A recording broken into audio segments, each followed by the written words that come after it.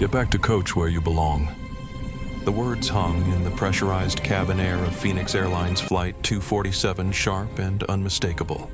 They had been spoken by Captain Richard Montgomery, his silver-threaded uniform gleaming under the cabin lights, his voice carrying the unquestioned authority of a man who had spent 23 years commanding the skies. That voice, cultivated to calm passengers through turbulence and inspire confidence in nervous flyers, now cut through the gentle hum of the aircraft engines with undisguised contempt.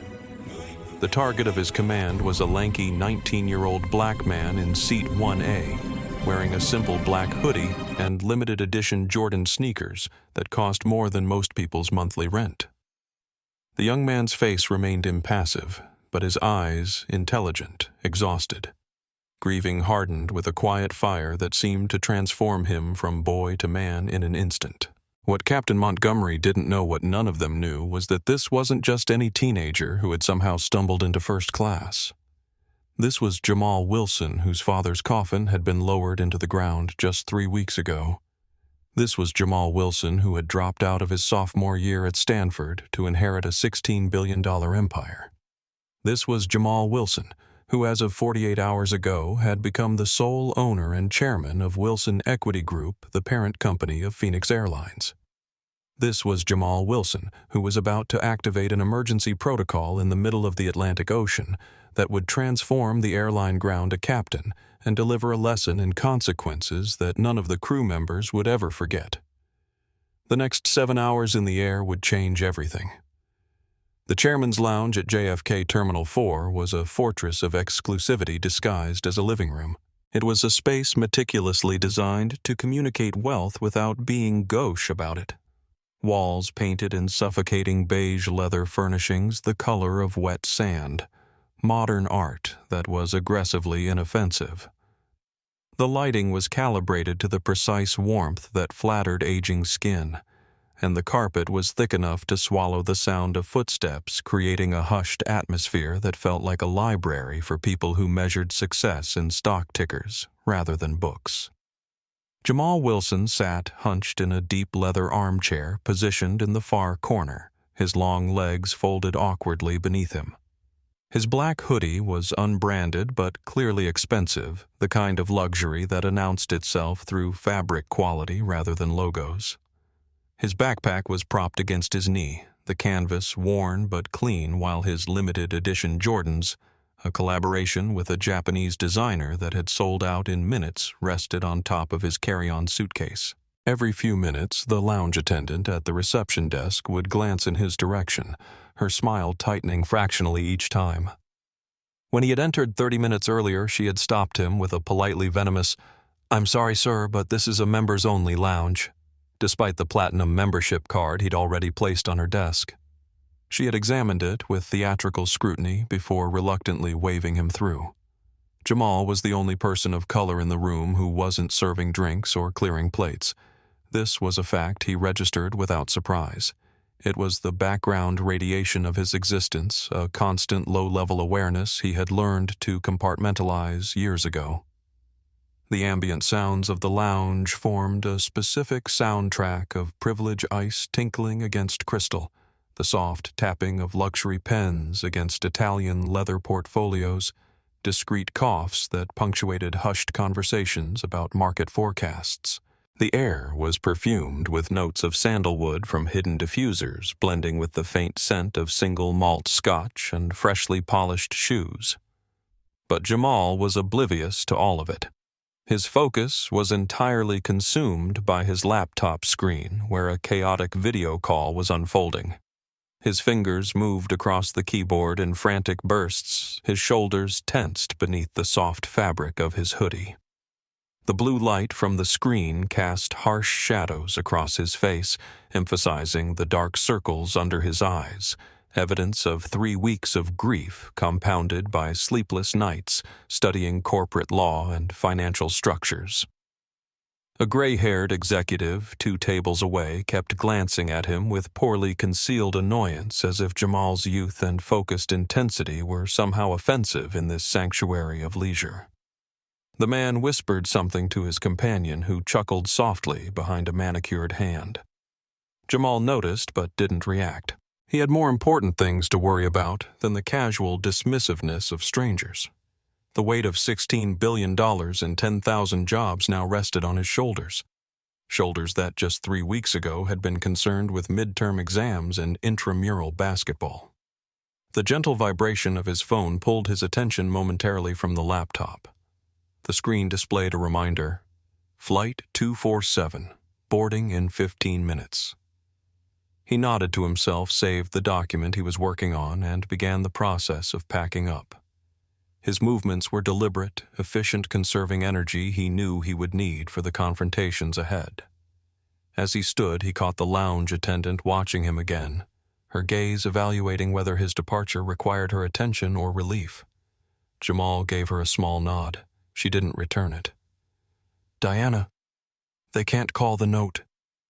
Jamal whispered urgently into his laptop microphone, his voice cracking slightly with stress.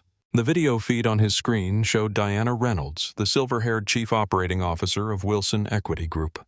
At 52, Diana had the poised confidence of someone who had navigated corporate battlefields for decades, but even her composed facade was beginning to show cracks. "The covenant breach is purely technical. It's triggered by my father's, by his passing. This is bad faith, and they know it." On the screen, Diana's sharp features were drawn tight with tension. The sleek conference room behind her was filled with anxious faces, legal counsel, financial advisors, all watching the conversation with the intensity of spectators at an execution. "They can, and they are, Jamal," Diana replied, her voice steady but grave. "Blackstone Capital isn't operating in bad faith, they're operating like sharks. They've been circling for years, waiting for exactly this moment. Your father Thomas held them off through sheer force of will and strategic brilliance. Now that he's gone, they think a 19-year-old can't fight back." Jamal finished the words, tasting like ash in his mouth. It had been 21 days since the funeral. 21 days since he had watched his father's casket lowered into the ground, while board members and executives exchanged glances that mixed genuine grief with calculating assessment. 21 days since he had made the decision to withdraw from Stanford and step into his father's immense shadow. What he had discovered in those 21 days was that Wilson Equity Group, a $16 billion empire spanning aviation, hospitality, and technology, was a sophisticated house of cards. His father's strategic genius had held together a complex web of loans, cross-collateralized assets, and leveraged investments. Without Thomas Wilson's steady hand, the vultures were closing in. "They've filed an emergency motion with the London Commercial Court," Diana continued, shuffling through papers off-screen. "They're claiming the change in control constitutes a material adverse event under Section 7.2 of the Master Loan Agreement. They're moving to ground the entire Phoenix Airlines fleet as collateral seizure." Jamal felt his stomach drop. "The whole fleet, all 84 aircraft?" "Every last one. The hearing is scheduled for tomorrow morning in London, 9 a.m. local time. If you're not in that courtroom, Jamal, we lose the airline. Everything your father built over 30 years gone in a single court order."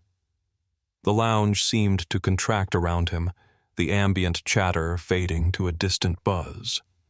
Phoenix Airlines was the flagship of Wilson Equity Group, his father's first major acquisition, and the foundation upon which the rest of the empire had been built. Thomas Wilson, a former pilot himself, had rescued the failing regional carrier 25 years ago and transformed it into a premium international airline. "I'll be there," Jamal said, his jaw setting with determination. "Flight 247 boards in 10 minutes. I land at Heathrow at 7 a.m. local time." "Jamal?" Diana's voice softened slightly, maternal concern breaking through her professional veneer. Have you thought about Project Firebird?" Jamal's breath caught. Project Firebird wasn't just any contingency plan. It was his father's ultimate fail-safe, a complex legal and financial maneuver designed to protect the company's assets in the event of a hostile action. Thomas Wilson had shown it to Jamal on his 18th birthday, not as a lesson, but as a trust. "This is how we rise from the ashes if everything burns," his father had said. "It's too risky," Jamal replied, lowering his voice further. "Dad designed it as a last resort." "We're at the last resort," Diana said, her image freezing momentarily as the connection lagged. "Blackstone isn't trying to negotiate, they're trying to execute. They've already lined up buyers for the individual aircraft." Jamal closed his eyes briefly, feeling the weight of the decision. His fingers trembled slightly as he closed the document he'd been reviewing, a reaction he quickly masked by gripping the edge of his laptop. "What if I'm wrong, Diana?" he whispered, allowing himself a rare moment of vulnerability. "What if I activate Firebird and it fails 10,000 jobs? My father's legacy?" Diana's expression softened. "Your father chose you as his successor for a reason, Jamal. He knew this day might come. He prepared you for it." Jamal nodded, gathering himself. "I need to think. I'll review the protocol on the flight. Have the documents ready for my digital signature, but don't prepare for activation yet." "Godspeed, Jamal," Diana said. "And please try to look the part. You're the chairman now. You're Thomas Wilson's son." Jamal glanced down at his hoodie and sneakers, a small, tired smile touching his lips. "They'll have to take me as I am." He ended the call, closed his laptop, and slipped it into his backpack. Standing up, he felt the eyes of the lounge tracking him, evaluating, dismissing, underestimating. It was a sensation he had grown accustomed to, but today it carried a sharper edge. As he walked toward the exit, the lounge attendant gave him another look, quick dismissive, a visual pat-down that concluded he didn't belong. It was a look that Jamal had encountered his entire life, one that had followed him from elite private schools to Stanford's manicured campus. It was a look that was about to become a serious problem. Gate 14 at Terminal 4 was a contained chaos of rolling suitcases, crying children, and harried business travelers. Phoenix Airlines Flight 247 to London Heathrow was in its final boarding call, the gate agent's voice carrying a practiced pleasantness that barely masked her exhaustion. "Now boarding our Phoenix Elite and first-class passengers for Flight 247 to London Heathrow." Jamal joined the priority line, his attention divided between the boarding announcements and the legal brief Diana had just forwarded to his phone. The document detailed Blackstone Capital's filing with the London Commercial Court, 47 pages of legal jargon that essentially amounted to a corporate execution order. "Sir, this is the first-class boarding lane." The voice sliced through Jamal's concentration. He looked up to find a senior flight attendant blocking his path.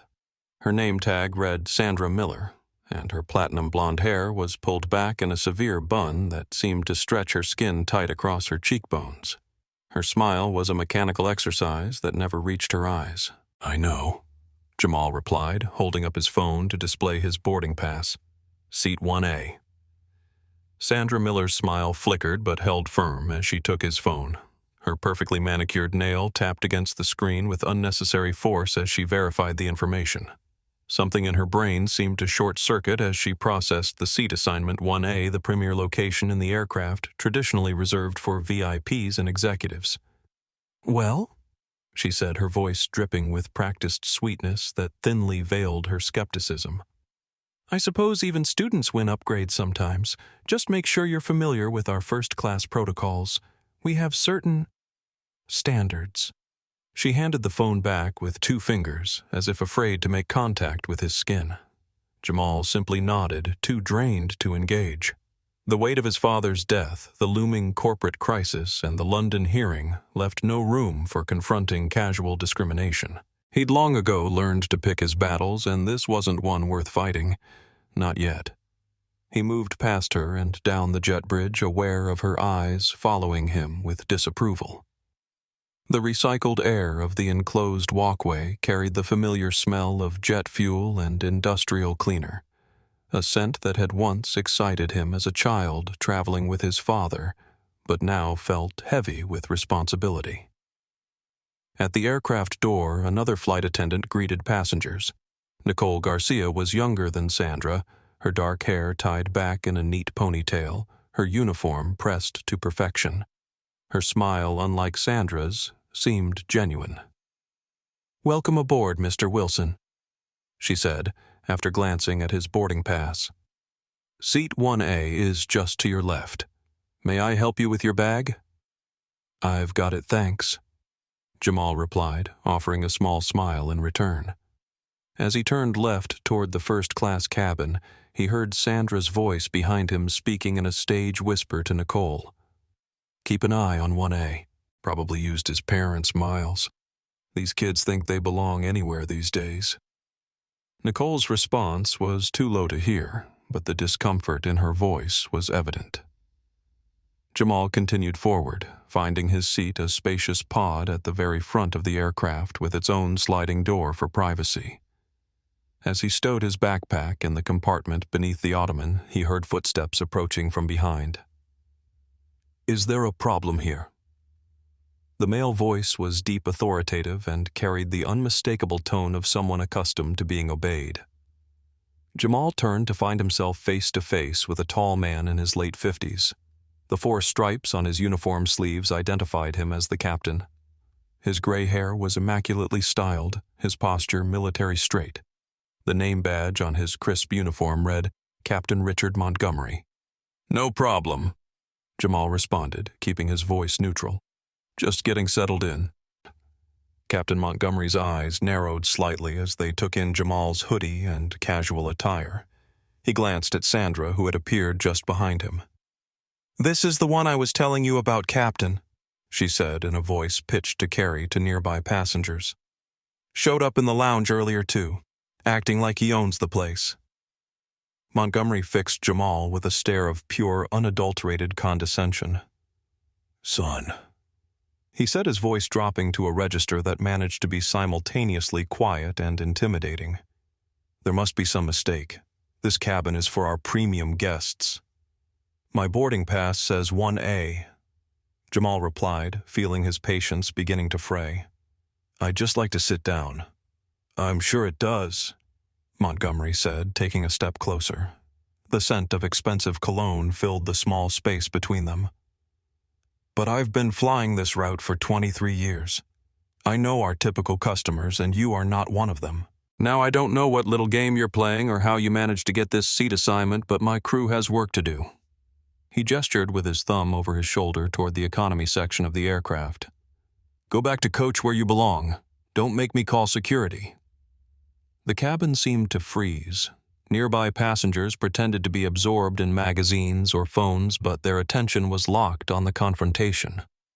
Nicole Garcia, who was arranging welcome drinks nearby, looked mortified. A middle-aged woman in 3B cleared her throat loudly. "Excuse me," she said, her British accent crisp with disapproval. "That young man's ticket is perfectly valid. I don't see why there's an issue." From across the aisle, an older businessman in 2C chimed in, "Let the boy sit down, for heaven's sake. We're all trying to get settled here." Montgomery shot them both a look of barely concealed irritation before turning back to Jamal. The unexpected passenger intervention had clearly caught him off guard. "Captain," Nicole said quietly, "his boarding pass scanned. It's legitimate." "Nicole," Sandra snapped, "mind your business." Jamal felt a familiar heat rising in his chest. Not the hot flash of embarrassment, but the cold burn of indignation. He had experienced this same scenario in different forms throughout his life at exclusive restaurants, in high-end stores, in the hallways of elite institutions. The presumption that his presence was an anomaly, an error to be corrected. "I'm not going to coach," Jamal said, his voice flat. The exhaustion, the grief, the weight of responsibility, all of it crystallized in this moment. He was being profiled by employees of the very company he was flying to London to save. "That wasn't a request," Montgomery said, his face darkening. "I am the captain of this aircraft. My word is law until we land, and I am telling you that you are not welcome in this cabin. Now move." He placed a hand on Jamal's shoulder, his fingers digging in slightly as if to physically steer him toward the back of the plane. Jamal didn't flinch. He looked at the hand, then up at the captain. The weariness seemed to evaporate, replaced by a cold fire that he had inherited from his father, a quiet, focused intensity that had made Thomas Wilson both feared and respected in boardrooms across the globe.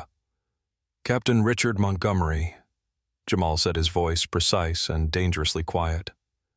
"You have exactly 30 seconds to remove your hand from my shoulder and return to the cockpit. Your job is to fly this plane. My job is to make sure you still have a plane to fly tomorrow." Montgomery laughed, a short barking sound that carried no humor. "And who exactly are you, kid, the King of England?" Jamal reached into his pocket and pulled out his phone. He opened his messaging app and composed a text to Diana Reynolds. "No," he said, looking directly into Montgomery's eyes. "I'm Jamal Wilson, and as of 48 hours ago, I'm the majority shareholder and new chairman of Wilson Equity Group, the parent company that owns Phoenix Airlines." He pressed send and looked back up at the captain. "Or, to put it in terms you'll understand, I'm your new boss. As I said, you're excused. The cabin door is closing." Montgomery's face went white. Sandra Miller's painted-on smile melted into a mask of horror. Behind them, Nicole Garcia's eyes widened in shock. You're lying," Montgomery stammered, his hand dropping from Jamal's shoulder. Jamal's phone buzzed. He held it up, displaying Diana's immediate response. "Urgent. Captain Richard Montgomery, Flight 247. Emergency protocol initiated. Check your ACR's unit immediately." "You should check your aircraft communication system, Captain," Jamal said, settling into seat 1A and reaching for the door of the pod. "You're about to have a very, very bad flight." The first-class cabin of Phoenix Airlines Flight 247 was the physical embodiment of luxury travel. 8 private pods arranged in a 1-2-1 configuration, each a cocoon of privilege designed to insulate passengers from the indignities of modern air travel. The pods in the center section featured privacy dividers that could be raised or lowered, while the window seats like Jamal's 1A offered unobstructed views of the clouds and complete seclusion from other travelers. The materials announced their quality through understated elegance, hand-stitched leather in cream, and navy-polished walnut accents, brushed metal fixtures that caught the cabin lighting at precisely calculated angles. Each pod contained a plush seat that converted to a fully flat bed, a 24-inch high-definition display noise-canceling headphones in a leather case, and a side console with intuitive controls for every aspect of the passenger experience. The air in first class carried a signature scent, a subtle blend of sandalwood and citrus designed by a French perfumer exclusively for Phoenix Airlines. The lighting was programmed to shift throughout the flight, mimicking natural circadian rhythms to reduce jet lag. Even the background noise was carefully engineered, the environmental systems calibrated to create a gentle, white noise that masked but didn't eliminate the reassuring hum of the engines. Jamal settled into his seat, absorbing the irony of his situation. This pod, with its Italian leather and handcrafted details, had been designed under his father's exacting specifications. Thomas Wilson had insisted that first class should feel like a personal sanctuary, not just a bigger seat, and had personally tested the prototypes before approving the final design. Now his son sat here, treated like an interloper in the very environment his father had created. In seat 2A diagonal from Jamal sat Andrew Thompson. At 45, Thompson had the lean, hungry look of a man who observed everything and forgot nothing. His tailored suit bore the subtle hallmarks of Savile Row craftsmanship, and his Oxford shoes were polished to a mirror shine. What marked him as different from the typical business traveler was the notebook he kept beside him, not a laptop or tablet, but an actual leather-bound journal in which he occasionally jotted notes with a fountain pen. Thompson had watched the confrontation between Jamal and the captain with the composed interest of a naturalist observing rare wildlife. When Montgomery had stormed off, followed by a visibly shaken Sandra Miller, Thompson had caught Jamal's eye for the briefest moment and given him a nearly imperceptible nod, not quite solidarity, but something like professional appreciation. The British woman from 3B who had spoken up during the confrontation leaned forward slightly. "Absolutely disgraceful behavior," she said in a caring whisper. "I've never seen anything like it." Her seatmate, a silver-haired man who appeared to be her husband, nodded in agreement. "Should be reported. Utterly unprofessional." From 4A, a younger black businessman in his 30s caught Jamal's eye and gave him a subtle gesture that silently communicated, "Been there. Stay strong." It was the kind of wordless acknowledgement shared between those who'd navigated similar waters. Not all reactions were supportive, however. In 2C, an older white executive was glaring at Jamal with undisguised suspicion, clearly siding with the captain's assessment. He muttered something to his companion about standard slipping and proper protocols. The other first-class passengers busied themselves with pre-departure routines, executives reviewing presentations, celebrities hiding behind sunglasses, wealthy retirees already perusing the wine list. All of them had witnessed the confrontation to some degree, and their divided responses created an undercurrent of tension in the cabin. Nicole Garcia moved efficiently through the cabin, distributing hot towels and taking drink orders. When she reached Jamal, her demeanor was professionally warm but tinged with embarrassment. "Mr. Wilson," she said quietly, "I'd like to apologize for what happened. It was completely unprofessional and unacceptable." Jamal looked up from his phone where he had been reviewing the Project Firebird documents. "You have nothing to apologize for, Nicole. You were the only one who acted appropriately. Can I get you a pre-departure beverage? Perhaps some water or champagne?" "Just water, please. And Nicole." He hesitated for a moment.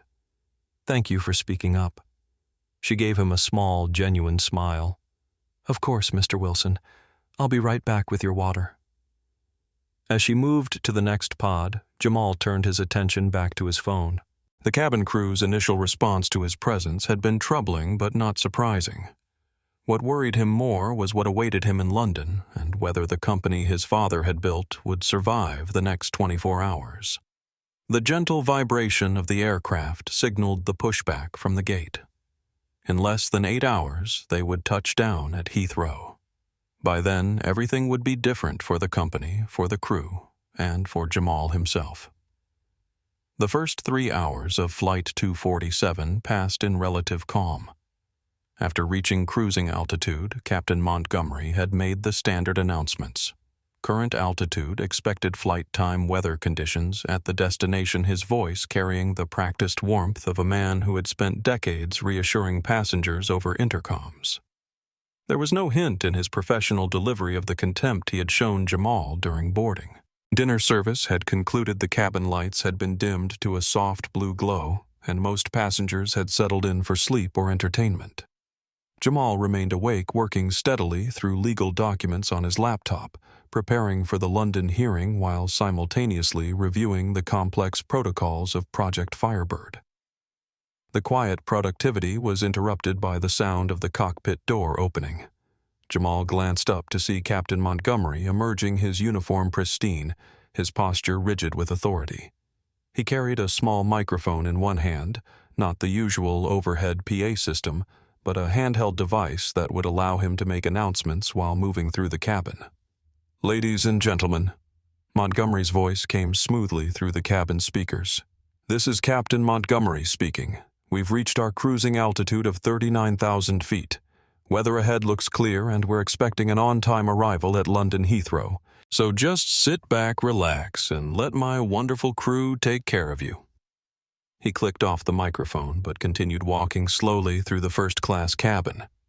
It was an unusual move. Captains typically remained in the cockpit during overnight transatlantic flights, and the purpose of his patrol became clear as he deliberately made his way toward Seat 1A.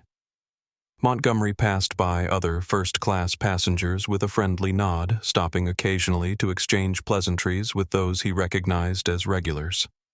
His progress was unhurried, a casual display of dominance in his domain. When he finally reached Jamal's pod, he paused, waiting for acknowledgement. Jamal continued typing for several seconds before looking up. The captain's expression was a carefully composed mask of professional concern, but his eyes told a different story. Cold, evaluating, threatened.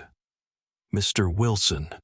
Montgomery set his voice low enough that only Jamal could hear him.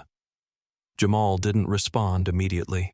He saved his work, closed his laptop, and finally gave the captain his full attention. The exhaustion of grief and stress was visible in the shadows beneath his eyes, but his gaze was steady and direct. "What is it?" Captain Montgomery leaned in slightly, his cologne an expensive woody scent filling the confined space. "I don't know what kind of game you're playing, young man. I've checked the company directory. Thomas Wilson is the chairman, a man I respect, a man I've flown personally several times over the years. You may share his name, perhaps you're even related to him, but you are not him." The mention of his father sent a sharp pain through Jamal's chest, but his expression remained neutral. "And regardless of who you claim to be," Montgomery continued, his voice hardening, "on this aircraft, I am the ultimate authority. Federal aviation regulations back me up. You will show proper respect to me and my crew, or I will have you restrained and arrested upon landing. Do you understand me?" The threat hung in the air between them, heavy and explicit. Several nearby passengers were pretending to sleep or watch movies, but their attention had shifted to the quiet confrontation.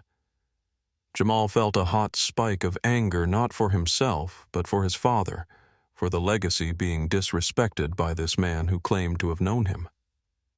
For a moment, his carefully maintained composure wavered. He opened his mouth to deliver a cutting response, then closed it again, suddenly unsure. Who was he to lead this company? A 19-year-old college sophomore thrust into power by tragedy, trying to fill shoes that seemed impossibly large. The doubt he'd kept at bay for 3 weeks surged forward, momentarily paralyzing him. Montgomery seemed to sense the hesitation, a predatory gleam entering his eyes. "That's what I thought," he said softly. "Just a kid playing dress-up."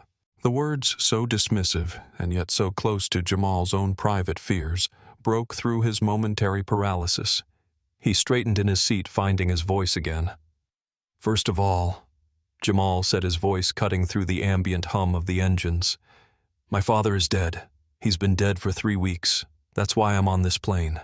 That's why I'm the new chairman. I'd give anything to have him sitting here instead of me, but he's not." Montgomery's expression faltered for a moment, genuine surprise breaking through his hostility. "Second," Jamal continued, gathering momentum, "you are correct that you have authority regarding the operation of this aircraft, but I have authority over your employment. You've now harassed a passenger twice. You've allowed your senior flight attendant to assault that same passenger." "Assault?" Sandra Miller's voice came from behind Montgomery. She had been hovering nearby, apparently waiting for an opportunity to join the confrontation. "I did no such thing." "You deliberately spilled water on my laptop and clothing," Jamal replied calmly. "And I'm quite certain the gentleman in 2A who filmed the entire incident would agree it was no accident." Andrew Thompson, who had indeed been discreetly recording the interaction on his phone, gave a small, affirming nod. Sandra's face went pale. "Now, Captain," Jamal said, his voice dropping to a controlled whisper, "I am in the middle of trying to save Phoenix Airlines from a hostile takeover. If I fail, this entire company will cease to exist before we land in London. Your pension, Ms. Miller's job, Nicole's future, all of it disappears. So I'm going to ask you one more time to go back to the cockpit and fly the plane." The raw financial terror in Jamal's words finally seemed to penetrate. Montgomery was a pilot, but he had been with the airline long enough to understand the precarious nature of the industry.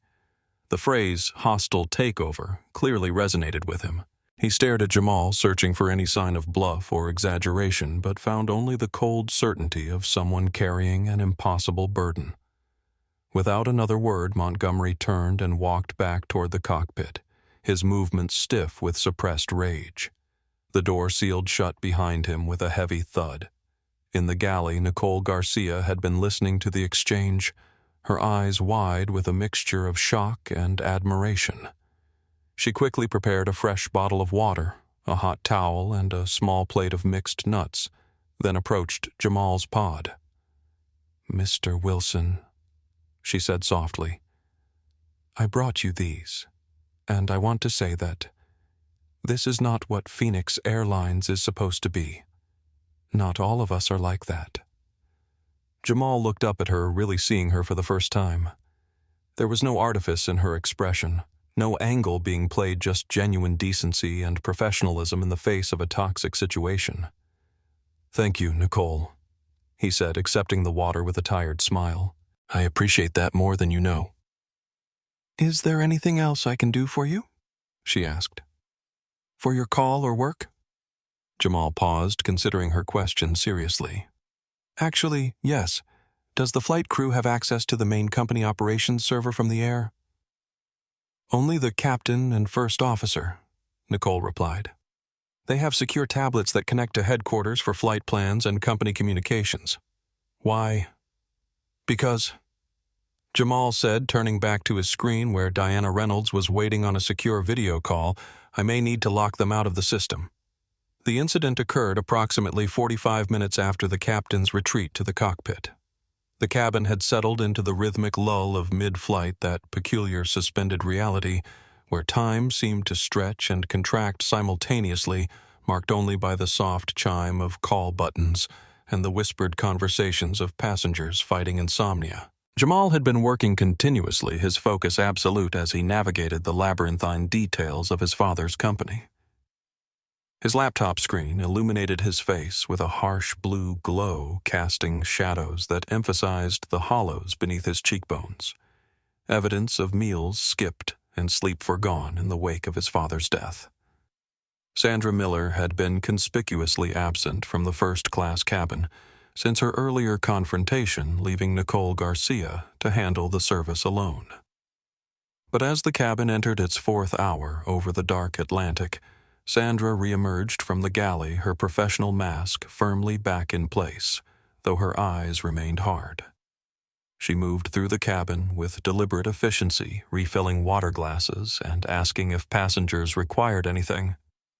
When she reached Jamal's pod, her smile tightened to a grimace. "Water, sir?" she asked, holding a crystal carafe at a precise angle. Jamal glanced up, momentarily disoriented as he transitioned from legal documents to present reality. He nodded briefly before returning his attention to the screen. What happened next occurred in a sequence so fluid it almost appeared choreographed. As Sandra tilted the carafe, the plane encountered a minor pocket of turbulence, barely enough to notice a gentle rolling sensation that most experienced travelers would ignore. But in Sandra's hands, this minor disruption became catastrophic. The water arced out of the carafe in a perfect parabola, splashing across Jamal's keyboard, soaking his sleeve and pooling in his lap. The liquid seeped instantly between the keys of his laptop, causing the screen to flicker ominously. "Oh my," Sandra gasped, her hand flying to her mouth in a performance of shock that wouldn't have convinced a child. "How clumsy of me, these turbulence patches can be so unexpected." She made no immediate move to help with the spill, instead standing back with the empty carafe clutched to her chest, her expression a masterclass in insincere concern. "Let me get you some napkins."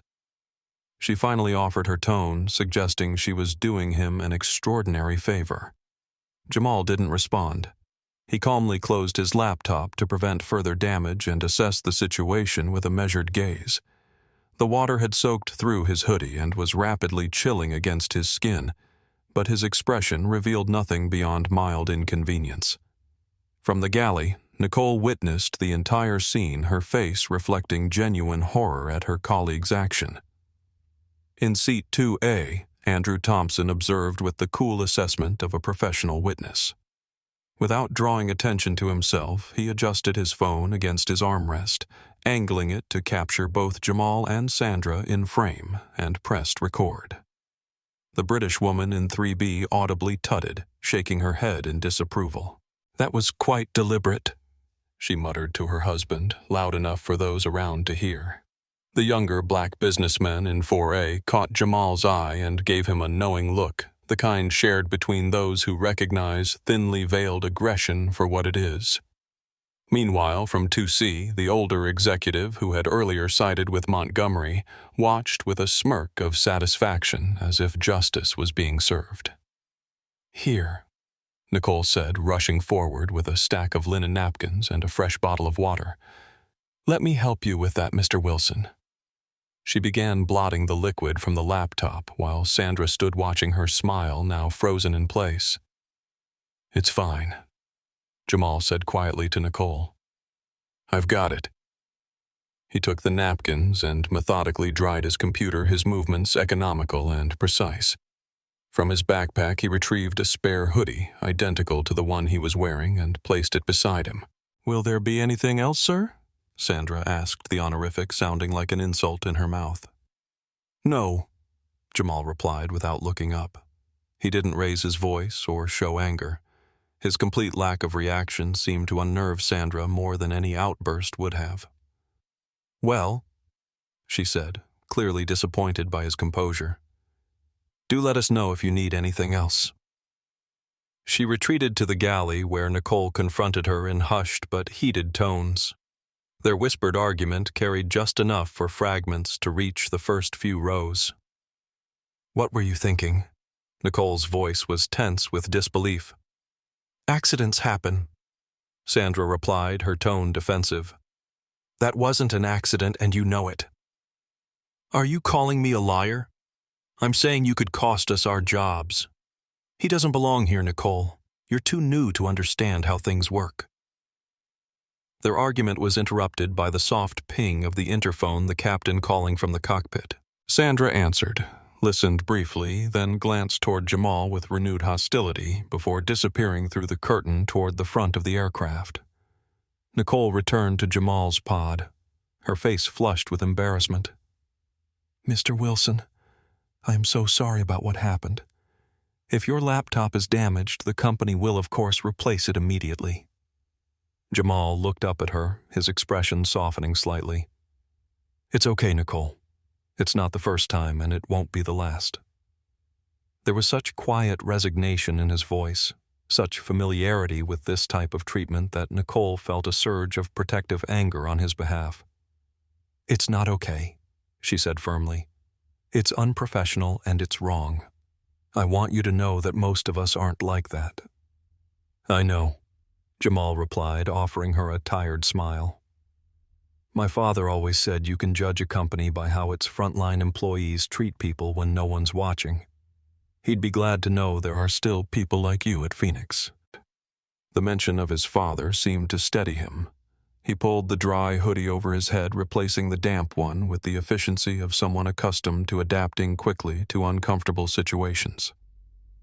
In seat 2A, Andrew Thompson continued his discreet recording, capturing not just the water incident, but the aftermath. The quiet dignity with which the young chairman handled the situation contrasted sharply with the flight attendant's petty aggression. Jamal powered his laptop back on, relieved to see it still functioning. He had work to do, a company to save, a legacy to protect. The cold dampness of his clothes and the hostility of the crew were distractions he couldn't afford.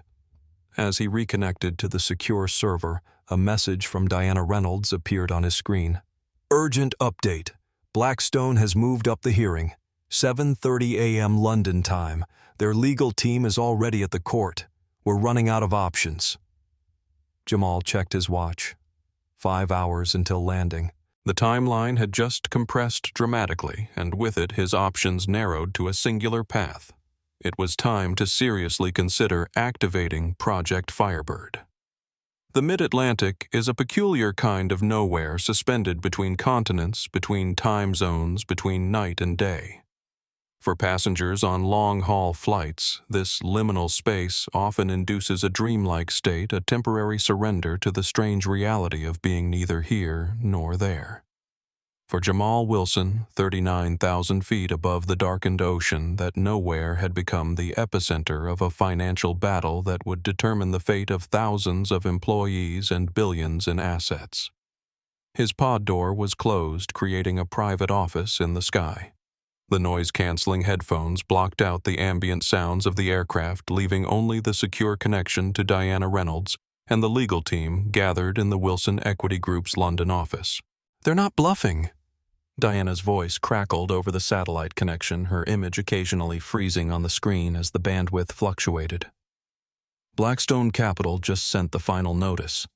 They're invoking the change in control clause, citing your father's death as the triggering event."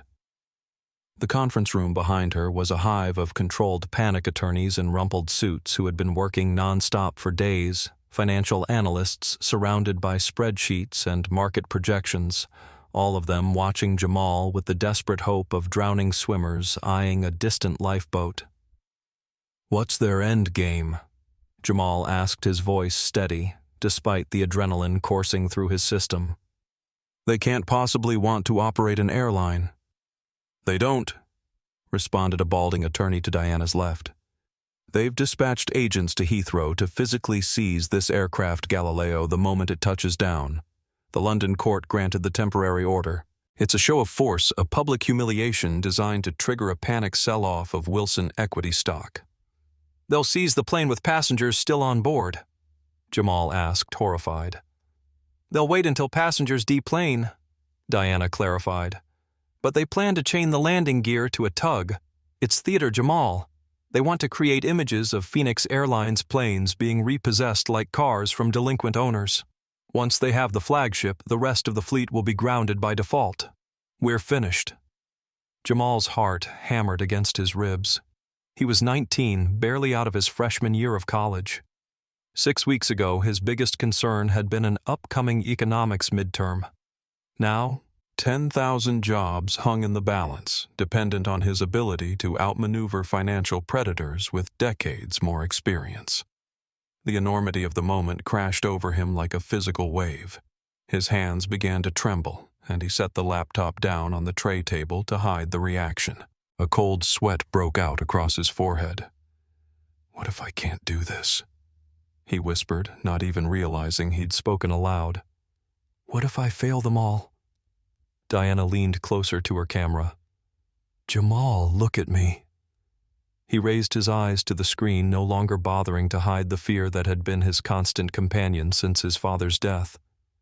"You are not alone in this," Diana said firmly. "Your father built a team, not just a company. We're all here fighting alongside you, but we need your decision now." Jamal took a deep breath, steadying himself. "Project Firebird," he said finally, the words feeling strangely heavy on his tongue. "It's time." Diana's expression was grave. "Jamal, are you certain? Once initiated, there's no going back. The corporate restructuring would be immediate and irreversible." "Dad didn't design it as a negotiating tactic," Jamal replied. "He built it as a dead man's switch, a way to protect the core assets if everything went sideways." "Well, everything has gone sideways." He pulled up a secure folder on his laptop, files he and his father had worked on together during his senior year of high school. Not as a business lesson, but as a trust. Thomas Wilson had been preparing his son for this possibility long before either of them knew how soon it would arrive. "Project Firebird isn't just a contingency plan," Jamal explained, his fingers flying across the keyboard as he navigated through encrypted documents. "It's a complete corporate failsafe, a shadow-holding company based in Delaware with clean books and pre-approved regulatory clearances. We can't stop Blackstone from seizing Phoenix Airlines assets. But what if the entire fleet isn't technically a Phoenix Airlines asset when it lands?" Diana's eyes widened as understanding dawned. "You're talking about triggering a change of control protocol mid-flight." "Exactly." Jamal nodded. "Dad set up Firebird Aviation Holdings 2 years ago as a shell company. All the aircraft in the Phoenix fleet have dual registration paperwork already filed with the FAA and international aviation authorities. They're owned by Phoenix, but with contingent ownership rights instantly transferable to Firebird Aviation in the event of specific triggering conditions. Jamal, that's... Diana seemed at a loss for words. Insane. Brilliant both. Jamal allowed himself a small smile. It's pure Dad. He always said, build the escape hatch before you need it. The logistics, the paperwork, it's already done. Jamal interrupted. My father pre-signed the asset transfer agreements when he set up the structure. They just need my counter-signature as his successor to activate. I'm looking at the documents now. He turned his screen to show Diana the complex legal framework Thomas Wilson had constructed layer upon layer of protective corporate architecture designed specifically to thwart the exact type of hostile action Blackstone was attempting. And the employees, the operating certificates, Diana pressed. Phoenix Airlines would continue to exist as a brand and operator, but the physical assets, the aircraft, the maintenance facilities, the terminal rights would all transfer to Firebird Aviation Holdings. Phoenix would instantly become a service company operating assets owned by Firebird. Blackstone can try to seize Phoenix, but they'd get an empty shell. Diana exchanged looks with the legal team. The court might view this as fraudulent conveyance. It would only be fraudulent if it happened after the court order was issued, Jamal countered. We're still in international airspace. The hearing hasn't happened yet. The asset transfer would be completed before any court ruling. He scrolled through the documents showing her the intricate legal opinions Thomas Wilson had commissioned over the past 3 years, a comprehensive defense of the strategy built by some of the most respected corporate attorneys in the country. But what if it's not enough? Jamal suddenly asked, the doubt returning. What if the court invalidates the transfer? What if there's a technical error in the filing? What if... Jamal. Diana interrupted gently. Your father used to say that in business, you never have perfect information or perfect certainty. You make the best decision you can with what you know, and then you commit fully. Is this the best decision with what we know right now? Jamal paused, then nodded slowly. Yes. It's the only chance we have to save the company. Then commit to it, Diana said simply. We'll handle the rest. Your father was preparing for this for years. The balding attorney added a note of awe in his voice. He knew someday he wouldn't be here to protect the company. He built this for exactly this moment. Jamal absorbed their words, drawing strength from the reminder of his father's foresight. The man had spent years creating a contingency plan specifically for his son to execute if needed. That level of trust was humbling and empowering. Diana straightened her shoulders, decision made. What do you need from us? Prepare the emergency notifications to all flight crews, ground staff, and regulatory authorities. Once I sign this, we need to immediately inform every Phoenix employee of the change. And, Diana... He paused, meeting her eyes through the screen. We need to tell them why. They deserve to know what Blackstone tried to do. Understood. Diana nodded, already typing instructions to her team. Timeline. Jamal took a deep breath, his finger hovering over the digital signature field that would set everything in motion. Now, he said, pressing his thumb to the biometric verification pad on his phone. I'm signing it now. The screen flashed briefly as the signature registered and the automated system began executing the intricate sequence of legal filings, ownership transfers, and regulatory notifications that would transform Phoenix Airlines into Firebird Aviation in a matter of minutes. It's done, Jamal said quietly. The assets are transferred. Phoenix is now just a brand and operator. Firebird Aviation is the new owner. The crews, Diana said urgently. They don't know. We have to tell them all of them right now. Start with this aircraft, Jamal replied, his face set with determination. Flight 247. Send an emergency message to the cockpit. It's time Captain Montgomery learns who he's really working for. The digital transformation of Phoenix Airlines into Firebird Aviation unfolded like an elegantly choreographed dance of ones and zeros executing a sequence that Thomas Wilson had designed with meticulous attention to detail. The moment Jamal's digital signature was verified, automated systems began executing a cascade of pre-programmed protocols. First came the legal filings, instantaneous submissions to regulatory bodies across 37 countries where Phoenix operated. The Federal Aviation Administration received notice of the change in aircraft registration, followed immediately by similar notifications to the European Union Aviation Safety Agency, the UK Civil Aviation Authority, and dozens of other regulatory bodies worldwide. Next, the financial systems responded. Banking protocols initiated the transfer of operating accounts from Phoenix to Firebird, maintaining service continuity while changing the underlying ownership structure. Credit card processors were updated to reflect the new merchant name insurance policies, automatically transferred, and vendor contracts novated under emergency clauses specifically designed for this scenario.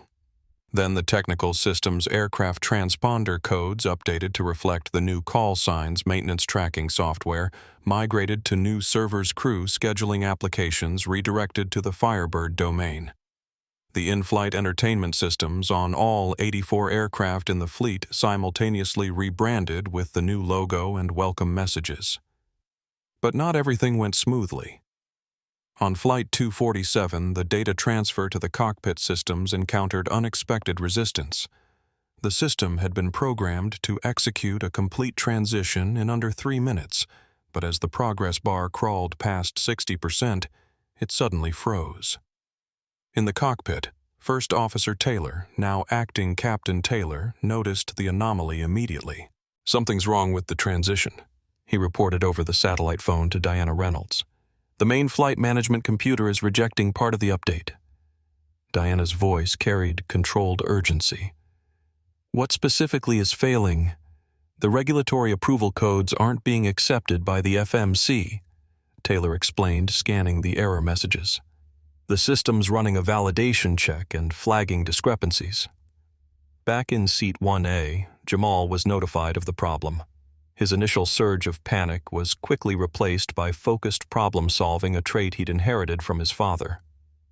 "It's the digital signature verification," he realized, reviewing the technical specifications.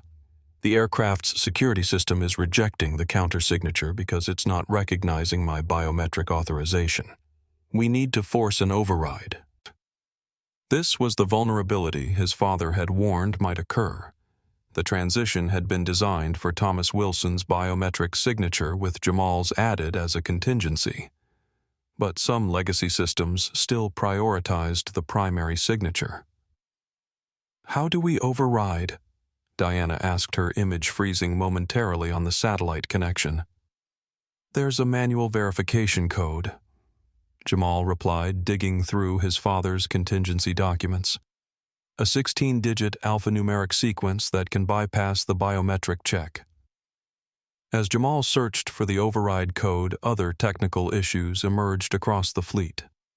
2 aircraft on the ground at Chicago O'Hare reported being locked out of ground operations systems. A flight over the Pacific lost communication with company dispatch. The reservation system in Asia temporarily went offline.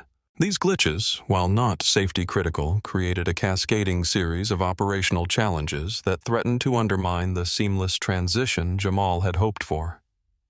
"We're getting reports of similar issues across the network," Diana informed him, her voice tense. "The systems were designed to transition all at once, but they're encountering verification conflicts." Jamal felt a cold knot of dread forming in his stomach. What if the entire Firebird protocol failed? What if the planes landed still registered as Phoenix assets, vulnerable to Blackstone's seizure? Finally buried in an encrypted appendix, he found what they needed: the master override sequence. "I've got it," he told Diana. "We need to push this to all aircraft simultaneously. It's the only way to force the complete transition." While Jamal coordinated the technical response, the human element was creating its own complications. Throughout the passenger cabin of Flight 247, confusion had given way to a mixture of concern and fascination. The sudden rebranding of all screens had triggered an avalanche of questions that Nicole Garcia and the remaining flight attendants struggled to address. "Ladies and gentlemen," Nicole announced over the cabin address system, her voice admirably steady, "as you may have noticed, there have been some changes to our in-flight systems. Phoenix Airlines has undergone an ownership transition and is now operating as Firebird Aviation. This is a corporate restructuring and does not affect the safety or operation of this flight in any way. Our crew remains fully qualified and committed to your comfort and safety." Her measured explanation calmed some passengers, but others were less easily reassured. Social media posts about the mid-air rebranding were already spreading rapidly across the internet, with speculation ranging from corporate espionage to terrorist activity. Meanwhile, in the rear galley, Richard Montgomery sat in stunned silence, the full implications of the situation finally sinking in. Sandra Miller sobbed quietly beside him, her carefully constructed professional persona now completely shattered. "What have I done?" Montgomery whispered more to himself than to Sandra. "I left the cockpit. I physically confronted a passenger. I violated every protocol I've spent 23 years upholding." For the first time, he was facing the reality not just of losing his job, but of potentially losing his pilot's license altogether. The weight of that possibility of losing the identity around which he had built his entire adult life was crushing. Back in the cockpit, Taylor was working methodically through the override procedure, his training kicking in despite the unprecedented nature of the situation. He entered the 16-digit code Jamal had provided, and after a tense 30-second wait, the system accepted it. The progress bar lurched forward again, moving steadily toward completion. Similar reports began coming in from across the fleet as other aircraft received and implemented the override. "Override accepted on Flight 247, Taylor reported. "Systems transitioning to Firebird protocols now." Throughout the aircraft, the temporarily frozen screens came back to life, now fully displaying the Firebird branding. The cabin Wi-Fi reconnected, allowing passengers to see the flood of news alerts about the corporate transformation. "It's working," Diana confirmed, relief evident in her voice. "We're seeing successful transitions across the fleet now. The system integrity checks are passing." As the technical issues resolved, attention turned to the regulatory implications. While the asset transfer had been pre-approved in theory, the practical execution was triggering automated compliance reviews by aviation authorities worldwide. "The FAA is requesting confirmation of operating certificate validity," Diana reported. "And the UK CAA needs verification that Firebird meets all safety management requirements for landing at Heathrow." Jamal nodded, having anticipated these challenges. "Send them the pre-filed compliance packages from the secure server. Dad prepared documentation for every regulatory body addressing exactly these questions." As the night progressed, the transformation solidified. One by one, each aircraft in the global fleet completed the transition to Firebird Aviation, not just in name and branding, but in legal ownership and regulatory standing. The final confirmation came just 2 hours before Flight 247 was scheduled to land in London. "Transition complete," Diana announced. "All 84 aircraft now fully registered to Firebird Aviation Holdings. Blackstone's London team has been notified that their seizure order applies to Phoenix Airlines assets only, not to Firebird." Jamal exhaled slowly, allowing himself a moment of relief. The technical gambit had worked despite the complications.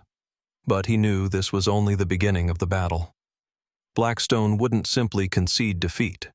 They would challenge the asset transfer in court, arguing it was a fraudulent conveyance designed to evade creditors. The real test would come when they landed in London, where Blackstone's representatives would be waiting armed with legal filings and court orders. The technical transition was complete, but the legal, financial, and human elements of the transformation were just beginning. As the aircraft began its initial descent toward the British coast, Jamal prepared himself for the next phase of the confrontation. He had managed to protect the physical assets, the aircraft, the facilities, the equipment. Now he needed to protect the people who operated them and the vision his father had built over decades. The Firebird had risen from the digital ashes of Phoenix. The question now was whether it could survive the trials that awaited it on the ground. The confrontation in the first-class cabin had reached its breaking point when Montgomery, his face contorted with rage, grabbed Jamal's arm with enough force to leave marks. "That's enough!" Montgomery had roared, his voice echoing through the cabin. "Give me that phone and your laptop. You're done." The collective gasp from the passengers was audible. Nicole Garcia stepped forward from the galley, her hand reaching for the emergency interphone. Andrew Thompson was openly filming now, his journalistic instincts overriding any pretense of discretion. "This is outrageous," called the British woman from 3B. "Remove your hands from that young man immediately." Her husband half rose from his seat. "I'm a doctor. This is assault, Captain." The black businessman from 4A stood fully. "You need to back away, Captain. Now." Even the older executive, who had previously seemed to side with Montgomery, looked uncomfortable at this physical escalation. Jamal looked at Montgomery's hand on his arm, then back at the captain's face.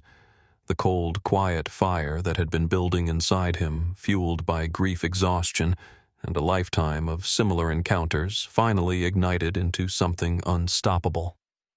"Captain," Jamal said, his voice carrying clearly through the silent cabin, "you have left your post in violation of FAA regulations. You have assaulted a passenger, twice.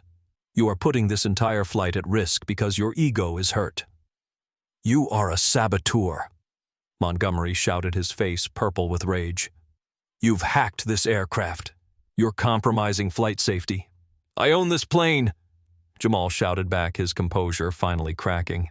The weeks of contained emotion, the grief of losing his father, the weight of inheriting an empire at 19, the exhaustion of fighting financial predators, and now this blatant discrimination, all of it erupted in a moment of raw authenticity.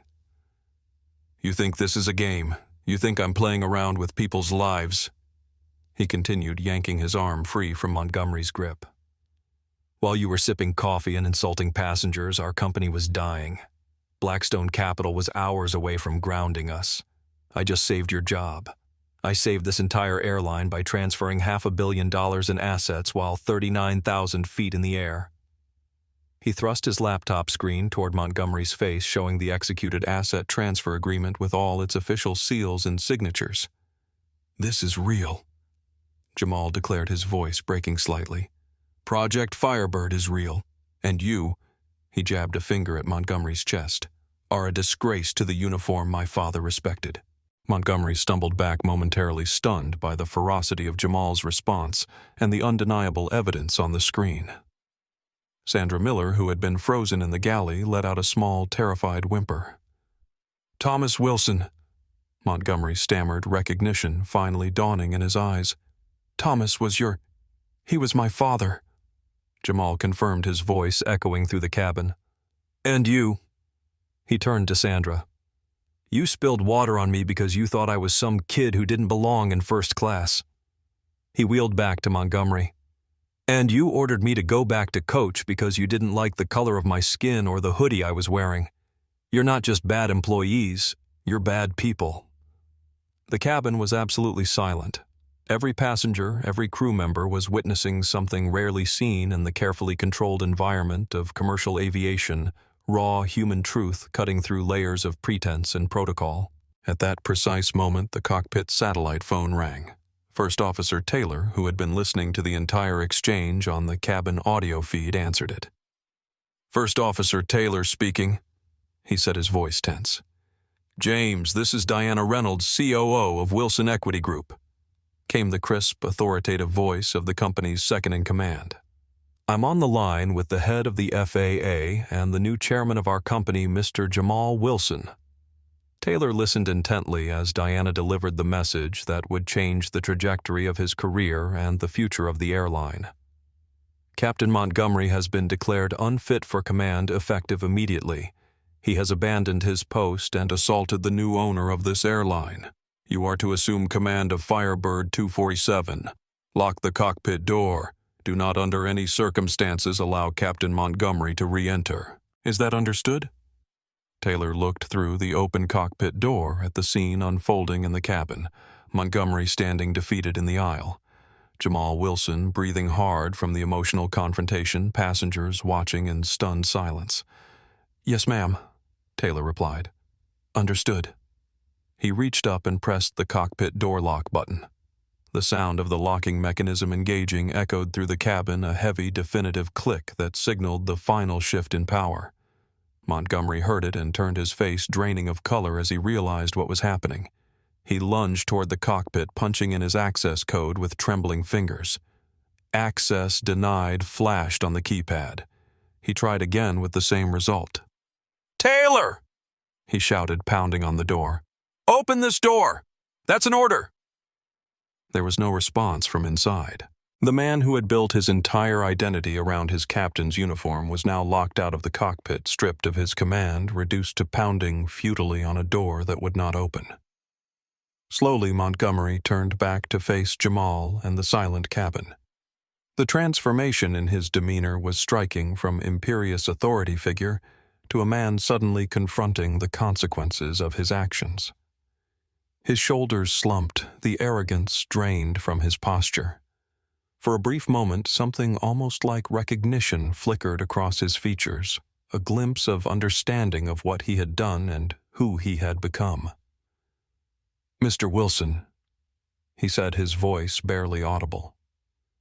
Jamal had sunk back into his seat, the adrenaline ebbing, leaving him drained. Nicole Garcia stood protectively nearby, offering a glass of water, which he accepted with a visibly shaking hand. "Captain Montgomery," Jamal said quietly, "go sit in the jump seat in the rear galley. Do not speak to the crew. Do not speak to the passengers. Do not speak to me. You are officially relieved of duty. First Officer Taylor is in command of this aircraft now." Sandra Miller began to sob quietly, the reality of the situation finally penetrating her consciousness. "You too, Ms. Miller," Jamal added without looking at her. "Go to the back. Nicole, you're in charge of the cabin now. Please just get us to London safely." "Yes, Mr. Wilson." Nicole responded, her voice steady and professional. She turned to her disgraced colleagues. "You heard Mr. Wilson. Go now." Like sleepwalkers, Montgomery and Sandra turned and began the long walk of shame through the first-class cabin, past the premium economy section, and down the full length of the main economy cabin to the very rear of the plane. Every passenger they passed watched in silence, witnesses to the consequences of prejudice and power abused. As they disappeared through the rear curtain, the cabin remained unnaturally quiet. Then from somewhere in the middle of economy, a single person began to applaud.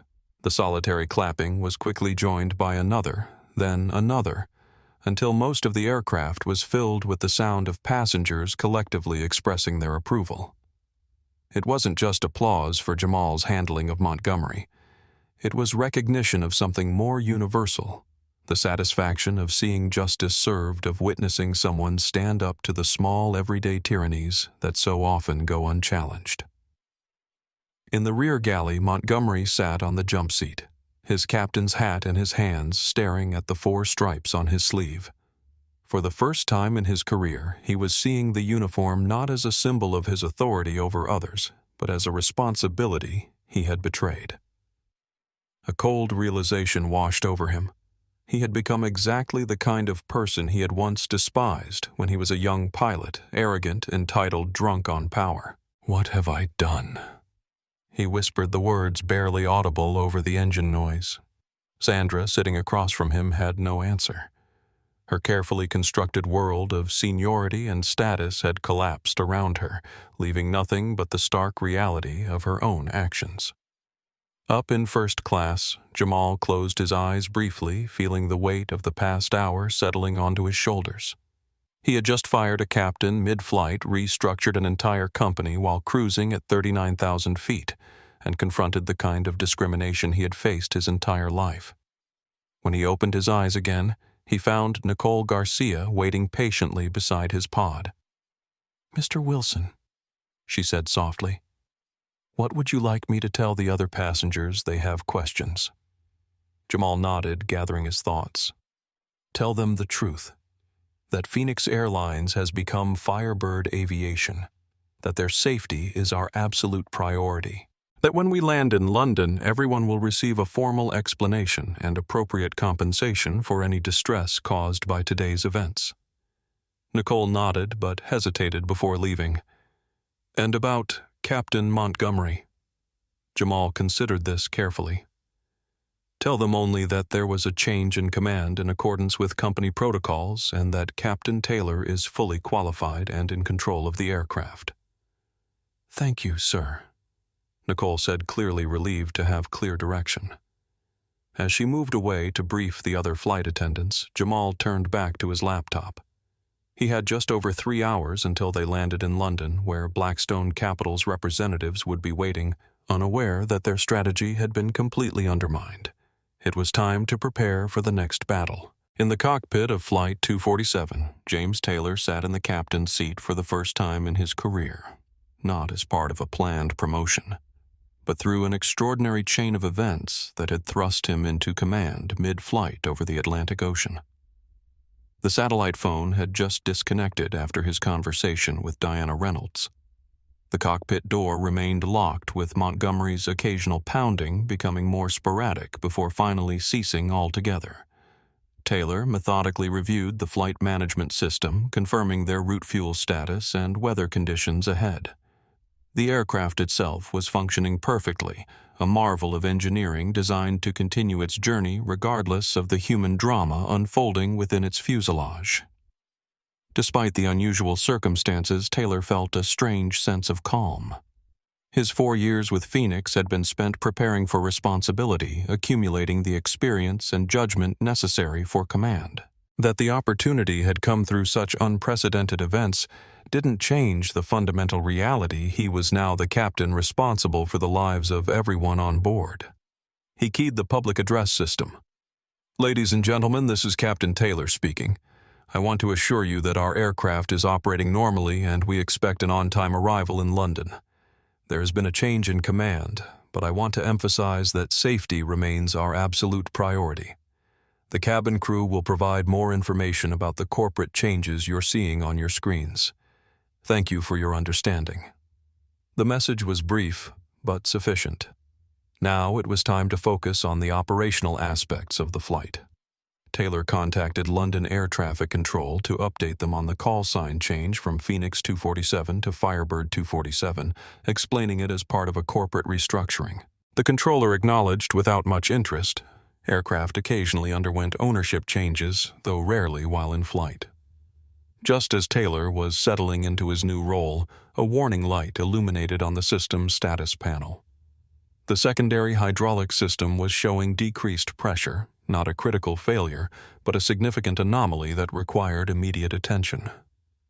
"Damn," Taylor muttered quickly, running through the appropriate checklist. The timing couldn't have been worse. A maintenance issue now would only add fuel to Montgomery's claims about compromised safety. He verified the readings, confirmed the primary hydraulic system was functioning normally, and consulted the aircraft's technical manual. The issue appeared to be a sensor malfunction rather than an actual hydraulic failure, but it would need to be reported to London and carefully monitored. Taylor keyed the satellite phone to contact Operations Control. "This is Captain Taylor on Firebird 247. We're showing a secondary hydraulic pressure anomaly. Primary systems all nominal. Requesting technical consultation." The maintenance controller who answered sounded confused by the Firebird designation, but quickly focused on the technical issue. "Roger, Captain. Can you read me the exact pressure value and any associated error codes?"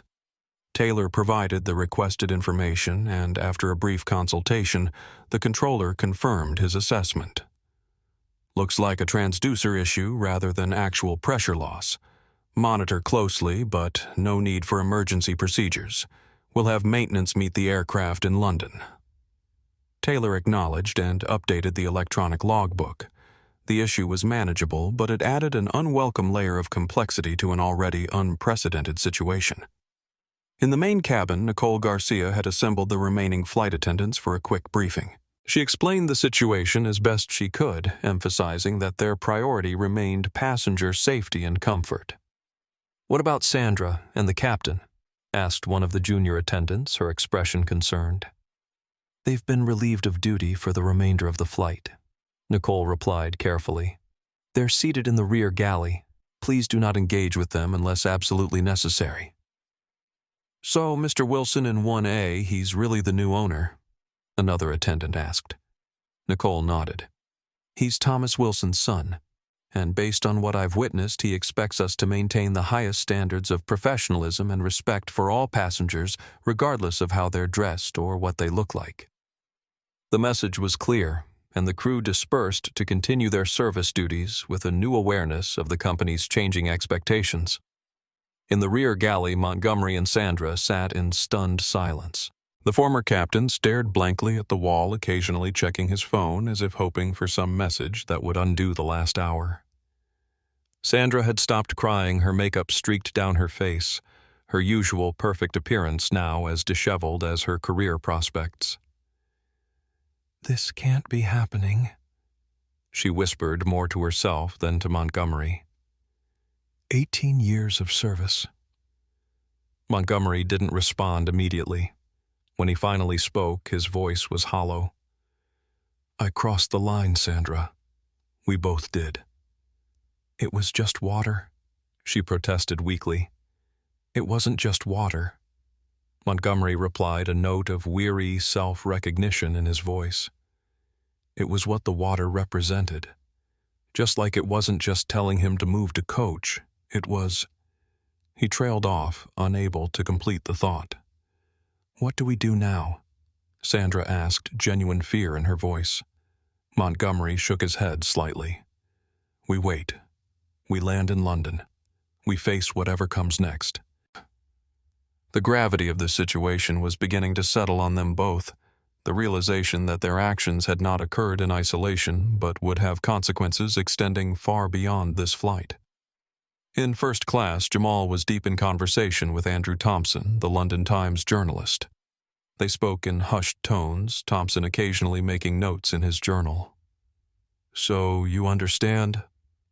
Jamal was saying, "This isn't about a personal vendetta against two employees. This is about transforming a culture. And you're prepared for the public scrutiny that will come with such a dramatic debut as chairman?" Thompson asked. Jamal smiled tiredly. "Mr. Thompson, I've been under scrutiny my entire life. The only difference now is that I have the authority to actually change things." As they spoke, Nicole approached with a satellite phone. "Mr. Wilson, Diana Reynolds is on the line. She says it's urgent." Jamal excused himself and took the call. "Diana, what's happening?" "Blackstone knows," Diana said without preamble. "Someone at the London court tipped them off about Project Firebird. They're scrambling to amend their filing to include Firebird Aviation as a defendant." "Can they do that?" "They can try," Diana replied. "But our legal team believes the asset transfer was completed before they had any knowledge of it. We have timestamps on all the filings. Still, they're not giving up. Their representatives are still planning to meet your flight at Heathrow." "Good," Jamal said with unexpected firmness. "I want to meet them face to face. Have our legal team ready at the gate." As the call ended, Jamal turned back to Thompson, who was pretending not to have overheard. "It seems Blackstone Capital is determined to fight," Jamal said, deciding transparency was his best approach with the journalist. "When we land, there may be another confrontation waiting." Thompson's eyes gleamed with professional interest. "Mind if I tag along?" Jamal considered the request. Having a journalist present might actually work in their favor. Blackstone would be less likely to attempt anything questionable under media scrutiny. "You're welcome to observe," Jamal agreed. "But I'd appreciate context in your reporting. This isn't just corporate gamesmanship. There are 10,000 jobs at stake." Thompson nodded, his expression serious. "Fair enough. And for what it's worth, Mr. Wilson, what I witnessed today with Captain Montgomery, that story needs to be told as well." Meanwhile, in the cockpit, Taylor was monitoring the hydraulic system issue when the satellite phone rang again. It was Diana Reynolds once more. "Captain Taylor, we've just received word that Blackstone Capital may attempt to have police officers meet the aircraft to enforce their asset seizure order. They're claiming the Firebird transition is fraudulent." Taylor's grip tightened on the phone. "What do you need me to do?" "When you land, keep the engines running until you receive confirmation from Mr. Wilson or myself that it's safe to shut down. If anyone without proper authorization attempts to approach the aircraft, inform London Ground Control immediately." "Understood," Taylor confirmed, jotting down the instructions. "And the hydraulic issue. Our maintenance team is aware and will meet the aircraft. The anomaly has been reported to Heathrow Engineering as well. They'll have appropriate equipment standing by." As the flight continued its eastward journey crossing into European airspace, the various threads of crisis, corporate, technical, personal, converged into a complex knot that would only be untangled upon landing. In less than 2 hours, they would touch down in London, where the next chapter of this extraordinary day would begin. But something fundamental had already changed, not just the name on the tail of the aircraft, but the underlying power structure of the company itself. The old guard, represented by Montgomery with his entitlement and prejudice, had been symbolically and literally locked out. A new era was beginning, one in which respect would matter more than seniority, character, more than appearances. It was a transformation that had begun at 39,000 feet in the enclosed laboratory of Flight 247, but would soon expand to encompass an entire global organization. The first hint of dawn was beginning to illuminate the eastern horizon as Flight 247, now Firebird 247, began its descent into London Heathrow. The aircraft had crossed the invisible boundary from international airspace into British sovereign territory, bringing with it a corporate drama that was about to spill onto foreign soil. In the cockpit, Captain James Taylor was coordinating with London Approach Control, navigating the busy morning arrival sequence with the confidence of someone who had been preparing for this responsibility his entire career. "Firebird 247, descend to flight level 100, expect vectors for ILS approach runway 27L, came the instruction from the controller, using the new call sign without hesitation. "Descend to flight level 100, Firebird 247, Taylor confirmed, beginning the aircraft's measured descent toward the sprawling metropolis now visible in the distance. The hydraulic system anomaly he'd been monitoring had stabilized the pressure readings, holding steady just below normal parameters. It wasn't ideal, but it didn't compromise the aircraft's safety. Still, Taylor kept a close eye on it, knowing that any further degradation would require immediate action. "Firebird 247, be advised we're showing you with a maintenance alert," the controller noted. "Do you require any special handling on arrival?" "Negative approach," Taylor replied. "Minor hydraulic indication issue, all systems functioning normally. We've notified maintenance to meet us on arrival." "Roger, Firebird 247. Continue descent as cleared." The cabin was filled with the soft blue lighting of the pre-dawn arrival phase. Most passengers had been awakened by the gentle chime and announcement informing them of the imminent landing. They were now engaged in the universal rituals of long-haul flight conclusion, gathering belongings, visiting lavatories, completing customs forms. But beneath this normal activity ran an undercurrent of anticipation. Word had spread throughout the cabin about the confrontation in first class, the firing of the captain, and the dramatic transformation of the airline. Passengers stole glances toward the front of the aircraft, curious about the teenage CEO who had orchestrated such unprecedented events. In seat 1A, Jamal was on a secure call with Diana Reynolds and the legal team in London, finalizing their strategy for the imminent confrontation with Blackstone Capital. "Their representatives will be waiting at the gate," Diana explained. "Victor Blackwell himself is leading them. He flew in overnight from New York when he heard about Project Firebird." Jamal felt a flutter of apprehension. Victor Blackwell, CEO of Blackstone Capital, was a legendary corporate raider with 30 years of experience dismantling companies. At 62, he had the reputation of a financial assassin capable of identifying vulnerable corporations and extracting maximum value from their dissolution. "What's our position?" Jamal asked, keeping his voice steady despite his fatigue. "Legally, we're on solid ground," responded Martin Green, the head of the Wilson legal team. "The asset transfer was executed before any court order was issued. Firebird Aviation is a legitimate pre-existing entity with all proper regulatory approvals. Blackstone's attempt to amend their filing to include Firebird is being challenged as we speak." "And practically," Jamal pressed. There was a brief pause before Diana answered. "Practically, it's going to get messy. Blackstone has already issued a press statement claiming corporate fraud. They're framing this as a desperate attempt by an inexperienced heir to evade legitimate creditors." Jamal absorbed this without visible reaction.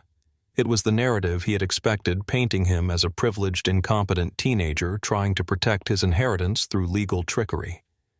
"They're also emphasizing your age," Diana added more gently, suggesting that at 19 you lack the judgment and experience to lead a major corporation. "That's fine," Jamal replied, his resolve hardening. "Let them underestimate me. It worked well for Captain Montgomery." A small smile crossed Diana's face. "Speaking of which, we've been in contact with the Civil Aviation Authority and the Metropolitan Police. There's some question about whether Montgomery's actions constituted endangerment of an aircraft under British law." "What are the implications?" "Potentially serious," Martin interjected. "The UK takes aviation safety extremely seriously. Captain Montgomery could face questioning upon arrival." Jamal considered this information. As much as Montgomery deserved consequences for his actions, a public legal spectacle might distract from the more important battle with Blackstone. "Let's focus on the corporate issue first," Jamal decided. "Montgomery can be dealt with through internal processes unless the authorities insist otherwise." The hydraulic system alert chimed again in the cockpit, drawing Taylor's attention. The pressure was dropping further, though still within safe operating parameters. He reported the change to approach control, who acknowledged and advised they had emergency vehicles on standby as a precaution. "Just what we need," Taylor muttered to himself. A mechanical issue now would only complicate an already unprecedented situation. He addressed the cabin. "Flight attendants, prepare for landing." In the main cabin, Nicole was efficiently directing the final preparations, her calm professionalism helping to maintain a sense of normalcy despite the extraordinary circumstances. She paused beside Jamal's seat.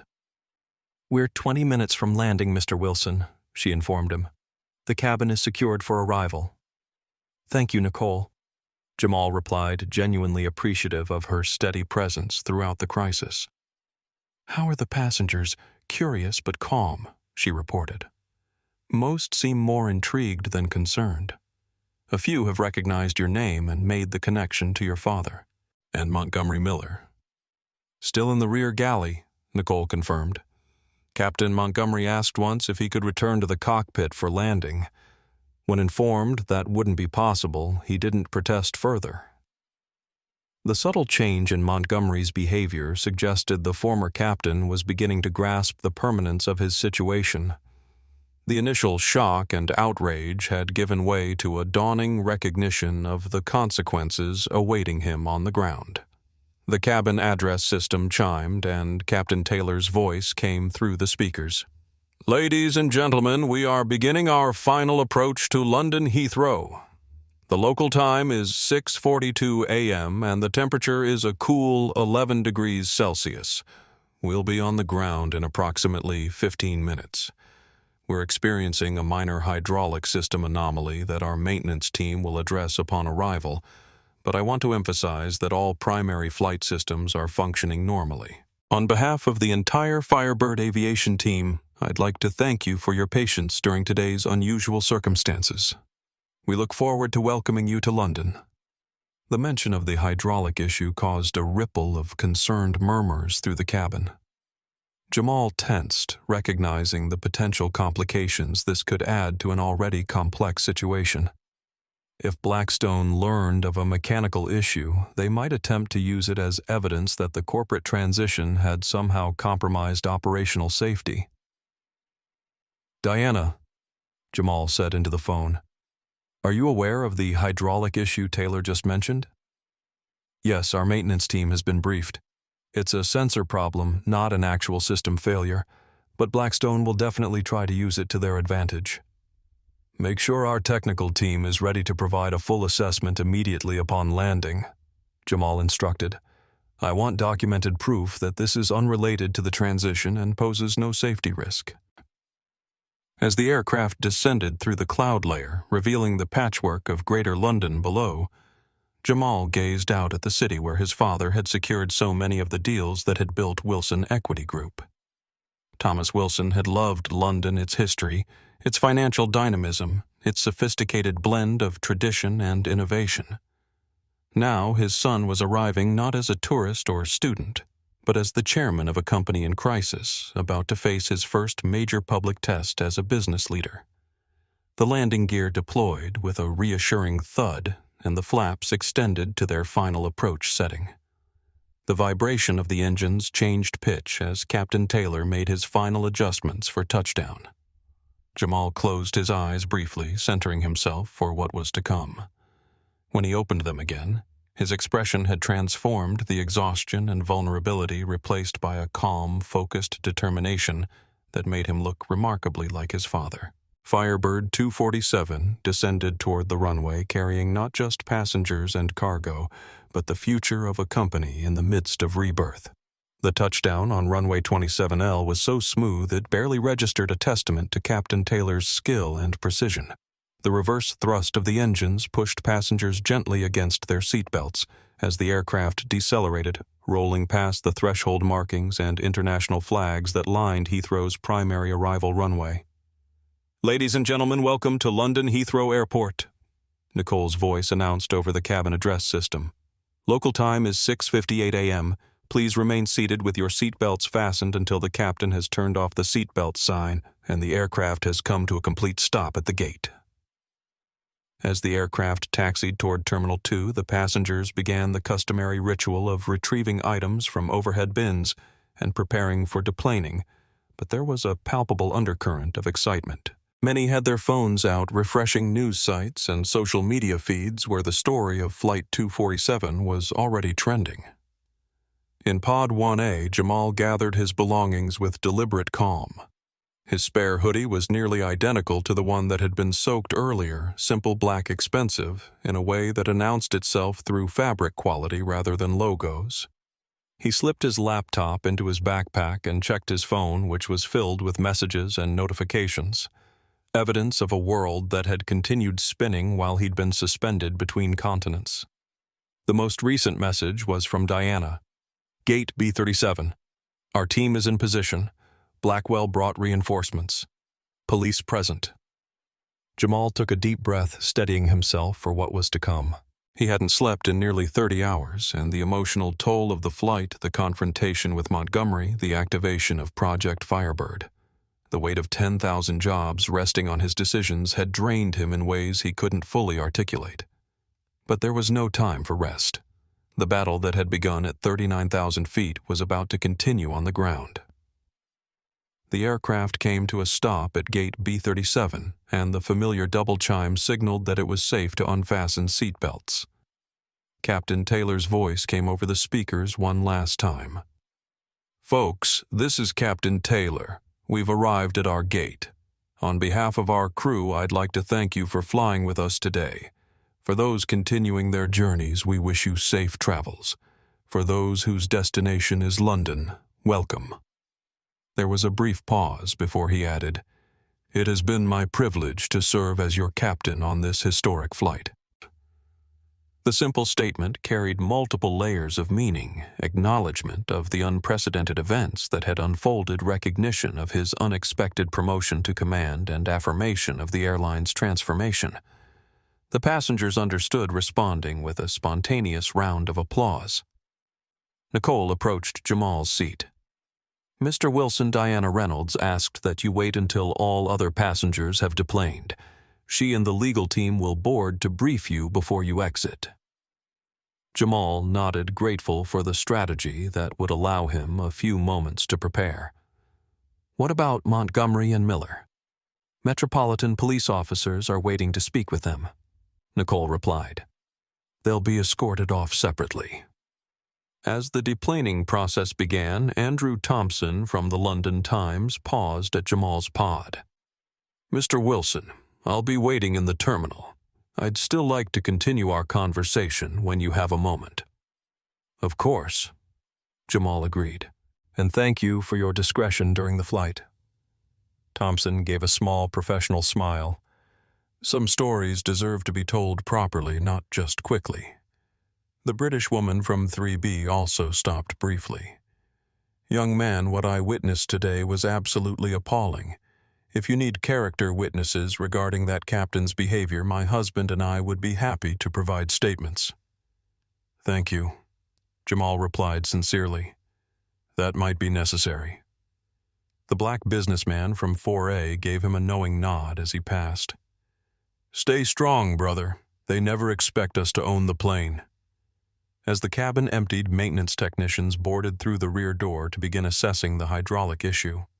Their early report confirmed what Taylor had suspected, a faulty pressure sensor, rather than an actual system failure. The aircraft was perfectly safe, but would require a minor component replacement before its next flight. When the last passenger had exited, Diana Reynolds boarded, accompanied by two men in impeccable suits who carried themselves with the unmistakable confidence of high-powered attorneys. Diana moved directly to Jamal, embracing him briefly with a warmth that transcended their professional relationship. At 52, with her silver hair and tailored charcoal suit, she projected an aura of competence and authority that had made her Thomas Wilson's most trusted executive.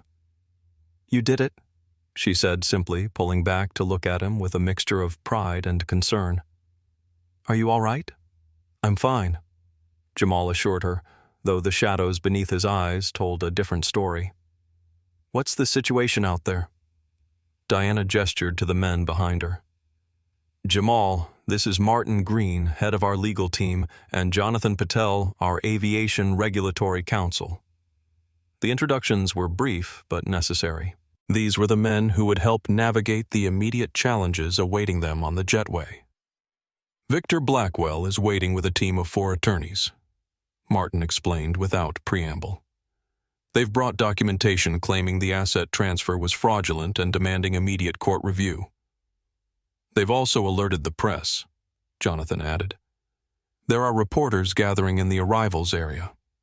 And Montgomery, Jamal asked.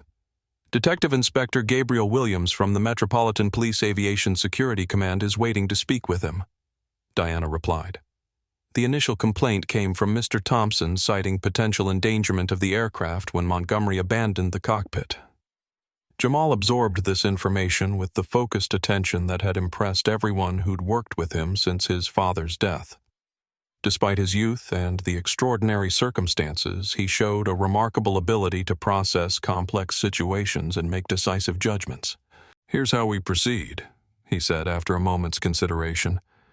First, Montgomery and Miller exit with the police away from the media if possible. Second, we meet with Blackwell, but we do it on our terms, not in a public confrontation. Suggest the airport authorities' conference room. Third, we issue a statement to the press explaining the corporate restructuring as a defensive measure against hostile action, emphasizing that passenger service will continue uninterrupted. Diana nodded approvingly. It was exactly the approach she would have recommended, measured, strategic, focused on minimizing public drama while protecting the company's interests. One more thing, Jamal added. I want Nicole Garcia to join our executive meeting this afternoon. She conducted herself with exceptional professionalism during this crisis and has valuable insights about our frontline operations. Diana raised an eyebrow but didn't question the decision. I'll make sure she's included. As they prepared to leave the aircraft, Metropolitan police officers boarded through the rear door. Through the cabin, Jamal could see them speaking with Montgomery and Sandra Miller, their expressions serious but not hostile. Captain Taylor emerged from the cockpit looking both exhausted and exhilarated by his unexpected elevation to command. He approached Jamal with a mixture of respect and uncertainty. "Mr. Wilson," he said, extending his hand, "I wanted to thank you for your trust. It was an unconventional first command." Jamal shook his hand firmly. "You handled it admirably, Captain Taylor. I'll make sure that's reflected in your record." With final preparations complete, Diana led the way to the aircraft door. "Ready?" she asked Jamal. He straightened his shoulders, summoning the last reserves of his energy for the confrontation ahead. "Let's go." As they stepped onto the jetway, the first thing Jamal saw was Victor Blackwell, tall, silver-haired, impeccably dressed in a bespoke suit that probably cost more than most people's monthly salary. Flanking him were 4 attorneys, all carrying leather portfolios and expressions of practiced intimidation. Blackwell stepped forward, his smile cold and calculating. "Mr. Wilson, I presume Victor Blackwell, Blackstone Capital. I believe we have some urgent matters to discuss regarding the ownership of this aircraft." Jamal met his gaze without flinching. "Mr. Blackwell, I understand you've been attempting to dismember my father's company. I'm afraid you'll find that considerably more difficult now." The opening moves had been made. The battle that had begun in the air was now continuing on the ground, with the future of Firebird Aviation hanging in the balance. The Heathrow Airport Authority conference room was a study in bland internationalism, neutral colors, comfortable but not luxurious furniture, and windows overlooking the bustling tarmac where aircraft from around the world arrived and departed in a carefully choreographed dance of global commerce. It was in this unremarkable space that the extraordinary confrontation between Jamal Wilson and Victor Blackwell unfolded, shielded from the growing media presence in the terminal. "What you've done is a transparent attempt to defraud creditors," Blackwell stated, his voice carrying the absolute certainty of someone accustomed to intimidating opponents. "A shell company, a midnight asset transfer. These are the actions of a desperate organization, not a responsible corporate citizen." Beside him, his lead attorney nodded in practiced synchronization. "We've already filed for an emergency hearing with the commercial court. The judge will see this for exactly what it is, a fraudulent conveyance designed to circumvent legitimate creditors' rights." Jamal sat across the table, flanked by Diana Reynolds and Martin Green. Despite his youth and the exhaustion evident in his posture, he projected a calm certainty that seemed to confuse Blackwell, who had clearly expected to face a panicked, inexperienced teenager. "Fraudulent conveyance requires intent to defraud," Jamal responded evenly. "Project Firebird was established by my father 3 years ago as a contingency plan specifically designed to protect the company's assets from predatory action. The documentation, legal opinions, and regulatory approvals all predate his death and your attempt to exploit a technical covenant breach." For a moment, Jamal's composure slipped, revealing the raw emotion beneath the professional exterior. "My father died 3 weeks ago, Mr. Blackwell. Before I even had time to properly grieve, you were already planning to dismantle the company he spent his life building. Don't talk to me about corporate citizenship when you're trying to liquidate a profitable airline with 10,000 employees." The uncharacteristic display of emotion caught both sides off guard. Diana placed a supportive hand on Jamal's arm, while Blackwell's attorneys exchanged uncomfortable glances. Quickly recovering, Martin Green slid a folder across the table.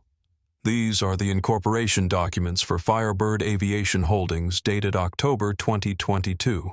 You'll note they include contingent asset transfer agreements with all relevant regulatory pre-approvals.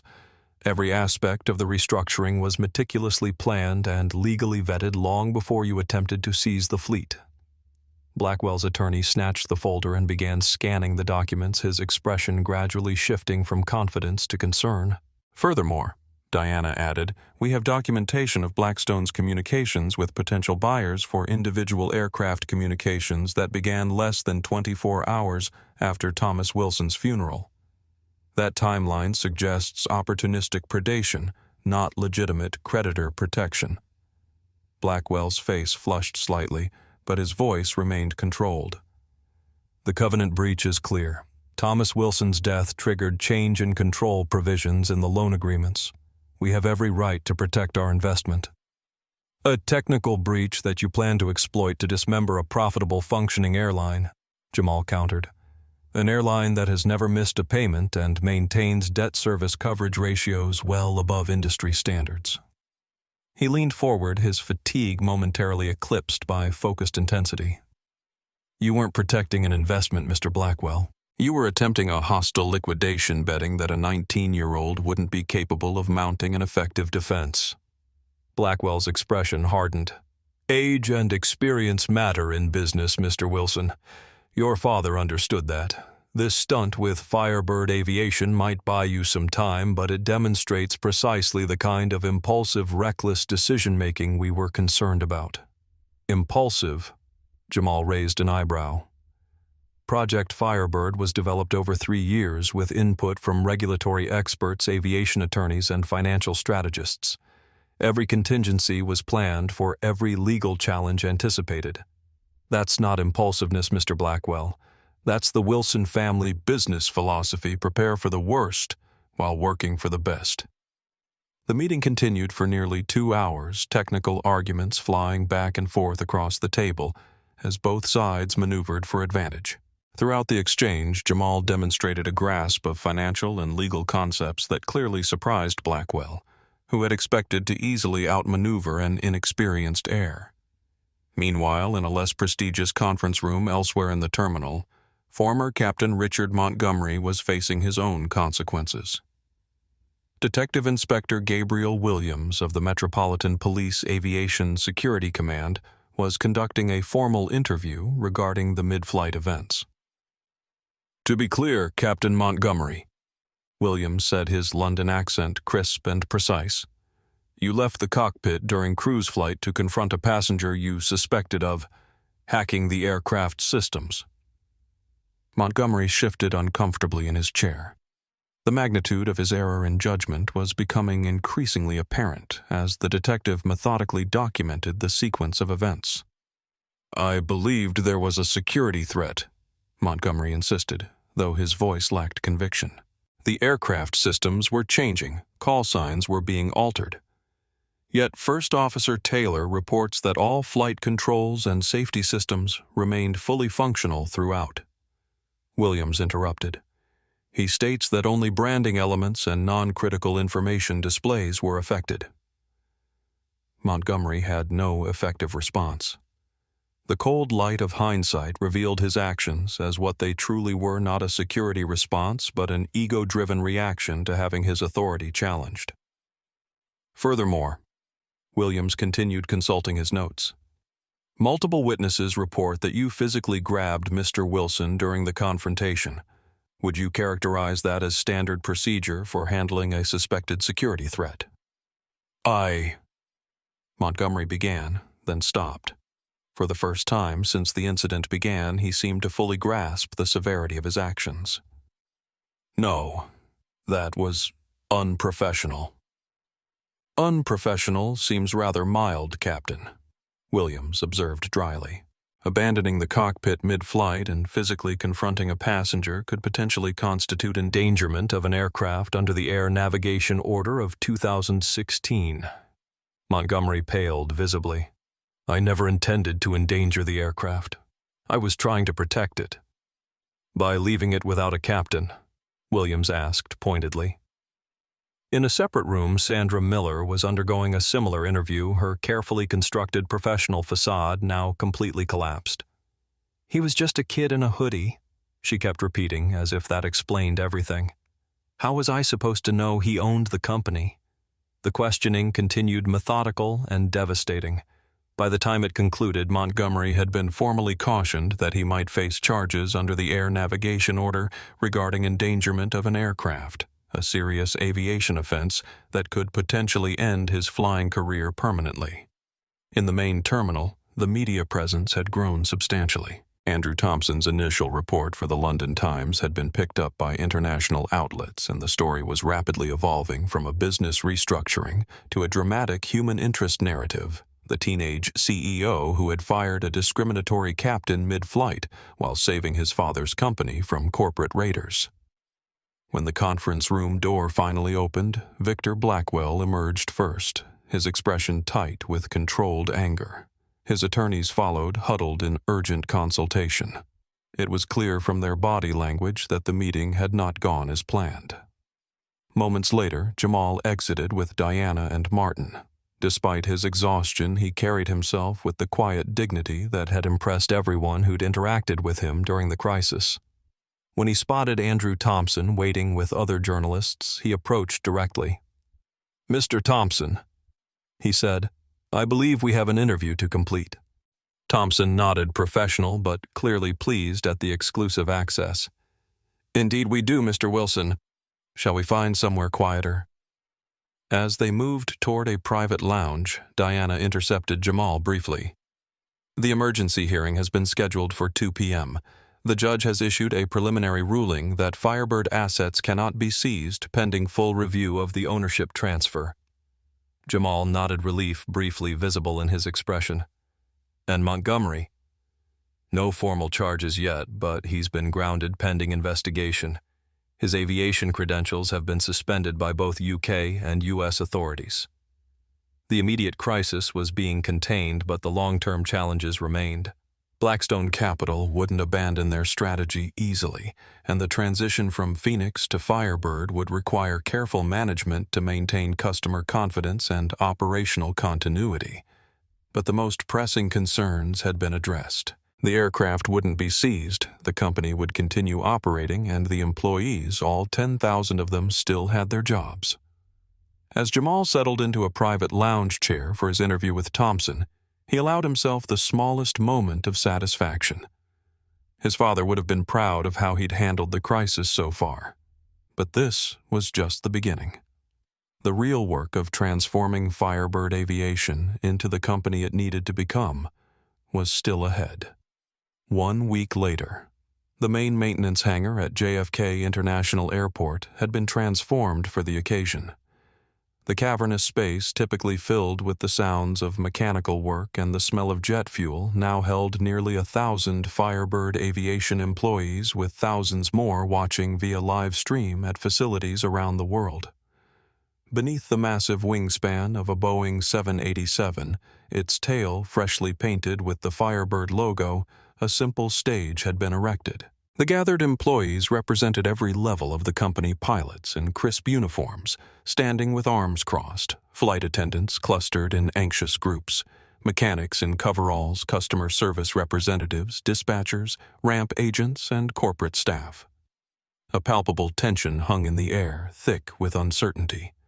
The past week had been a whirlwind of change and speculation. The transformation from Phoenix to Firebird had been completed on the corporate level, but questions remained about what it would mean for day-to-day operations and individual careers.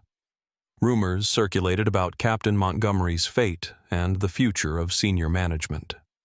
Some whispered that the teenager who had inherited the company was planning mass layoffs. Others insisted he was bringing in outside consultants to overhaul everything. The old guard viewed the changes with suspicion, while younger employees generally expressed cautious optimism.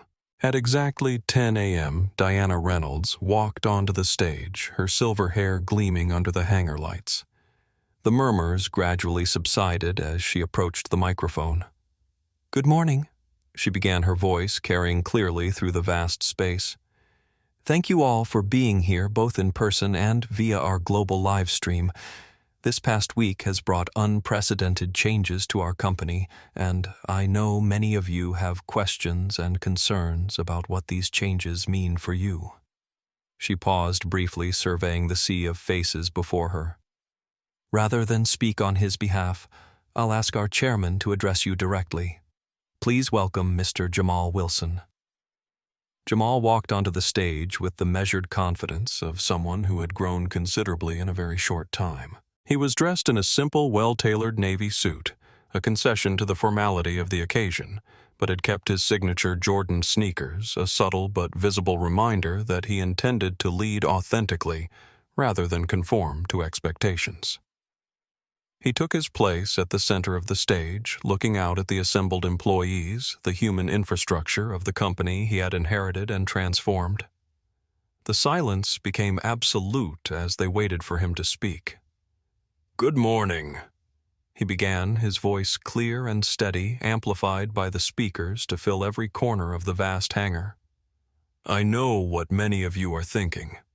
You're looking at a 19-year-old who has just inherited a global aviation company, and you're wondering if I have any idea what I'm doing. You're wondering if your jobs are safe. You're wondering what the future of Firebird Aviation is going to be. And you deserve answers." He paused, letting the words land. The directness of his opening had captured everyone's attention. "My father, Thomas Wilson, loved this airline. He didn't see it as a collection of assets or a line on a balance sheet. He used to tell me that every aircraft was a promise to connect people, to make the world a little smaller, to deliver not just passengers but dreams. He believed that what we do here is a form of magic." Jamal began to pace the stage slowly, his eyes scanning the crowd. "But somewhere along the way, a different belief took root in some corners of our company. A belief that seniority was the same as superiority. A belief that a uniform and a name badge gave you the right to judge people based on their appearance. We had employees who began to see our passengers not as guests to be served, but as inconveniences to be sorted, categorized, and sometimes dismissed." The air grew thick with recognition. Every person in that hangar knew exactly what he was talking about. They had witnessed it, participated in it, or been victims of it themselves. "Last week on Flight 247, I experienced this firsthand." Jamal continued, his voice dropping slightly, drawing the audience in. "I was told that I didn't belong in first class. I was told to go back to coach where I belong." He stopped pacing and stood still, his gaze direct and unwavering. "That command was given by a captain who had forgotten that his first duty is to the safety and well-being of every single soul on his aircraft. He was enabled by a senior flight attendant who had forgotten that her job is rooted in humanity and service." The silence was absolute now, hundreds of employees hanging on every word. "As of today, they are no longer with this company. But we are not just removing 2 employees. We are removing the culture that created them. That slow creep of entitlement, that arrogance that comes from unchecked authority, it ends now. The old guard that believed their years of service were a license for disrespect is hereby permanently grounded." A wave of murmurs rippled through the crowd. This was more direct, more transformative than they had expected. "Project Firebird," Jamal continued, his voice rising with passion, "is not just a new logo on a plane. It's a new promise. It's a commitment to rebuild this airline from the inside out based on a single, non-negotiable principle: respect. Respect for our passengers and respect for each other." He surveyed the crowd again, his expression softening slightly. "That requires new leadership. Leadership that understands service not as a task, but as a character trait." Jamal turned toward the side of the stage. On that same flight, while 2 senior crew members were failing their most basic duties, one of the newest members of our team did not falter. When she saw a passenger being harassed, she didn't join in. She didn't look away. She showed compassion. When the chain of command collapsed, she stepped up. She took control of the cabin, calmed the passengers, and demonstrated a grace and professionalism that her seniors had completely abandoned. She didn't just do her job. She did what was right. He gestured toward the section where the flight attendants were standing. "My first official act as chairman is to appoint a new senior vice president of in-flight services and training. She will be responsible for redesigning our entire service model and training curriculum from the ground up to ensure that a disgrace like Flight 247 never happens again. Please join me in welcoming the new leader who truly represents the soul of Firebird Aviation, Ms. Nicole Garcia." For a moment, there was stunned silence. Then a pocket of applause started growing into a roar as the flight attendants near Nicole realized who he had named. They turned to her, their faces masks of utter shock. Nicole herself had gone pale, her hand flying to her mouth in disbelief. Someone gently pushed her forward and she walked toward the stage, as if in a dream, her colleagues patting her on the back as she passed. Jamal met her at the steps, shook her hand, and guided her to the microphone. "The new guard," he said as Nicole stood beside him, speechless and blinking back tears. "Leadership based on character, not just a number on a seniority list." He turned back to address the entire company one last time. "I am 19 years old. I can't be my father, but I am his son, and this company is his legacy. We will be the airline that gets it right. We will earn back the trust of the public one flight at a time, and we will do it together. Welcome to Firebird Aviation."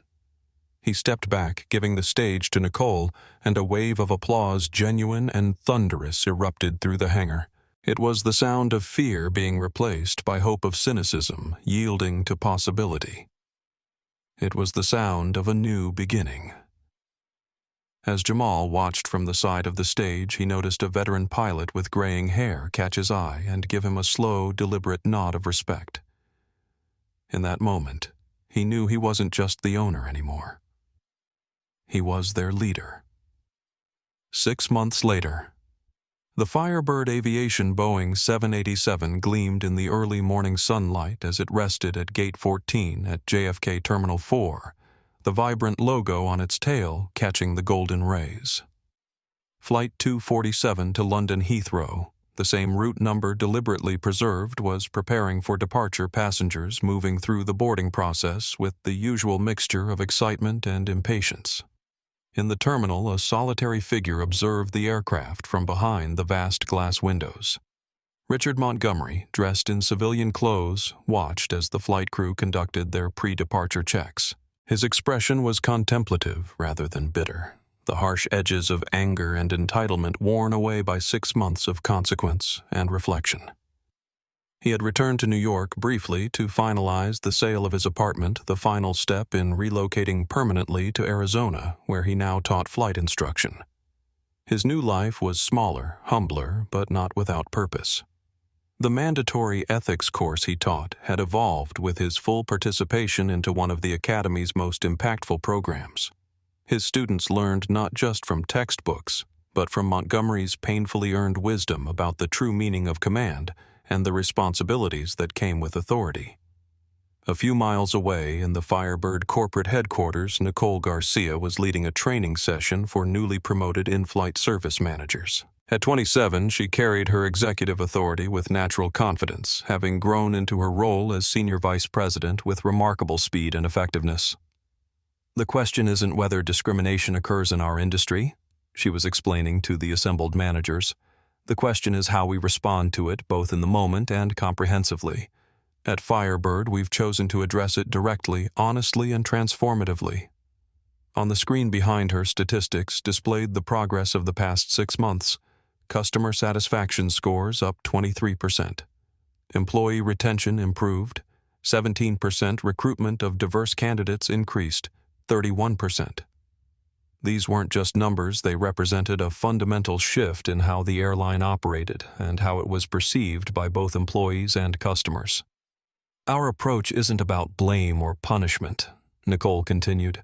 "It's about creating a culture where respect is the foundation of every interaction, where we recognize that a uniform, whether pilot stripes or flight attendant wings, represents responsibility rather than privilege." As she spoke, the door to the training room opened quietly, and Jamal Wilson slipped in, taking a seat at the back to observe without interrupting. At 20, he had grown more comfortable in his role as chairman, though he still maintained the directness and authenticity that had defined his leadership from the beginning. His style had evolved today. He wore a simply cut navy blazer over a black t-shirt with his signature premium sneakers, but he had resisted adopting the conventional executive uniform. "Respect isn't earned through appearance," he had explained when questioned about his attire. "It's earned through actions." The past 6 months had been transformative for Firebird Aviation. The service excellence initiatives Nicole had implemented had become industry benchmarks, studied and increasingly emulated by competitors.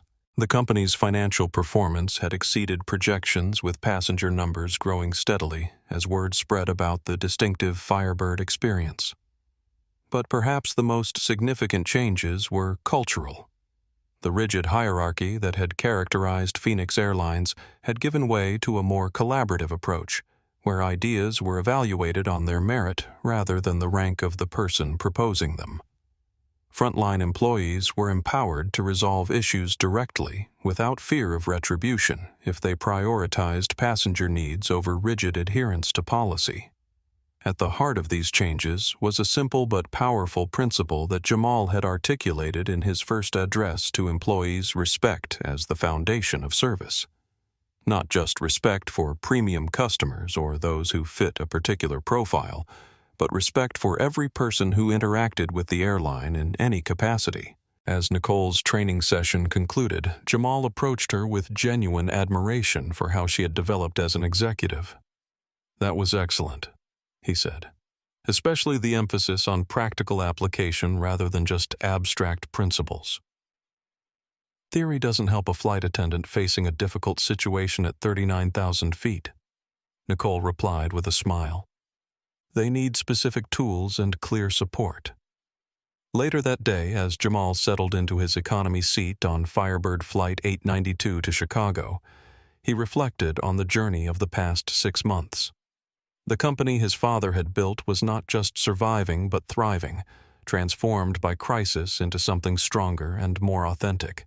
The culture was evolving not through mandates from above, but through a genuine recommitment to the values that had been there from the beginning: respect, excellence, integrity. As the aircraft pushed back from the gate, the captain's voice came over the public address system: warm, professional, welcoming passengers by acknowledging their choice to fly with Firebird.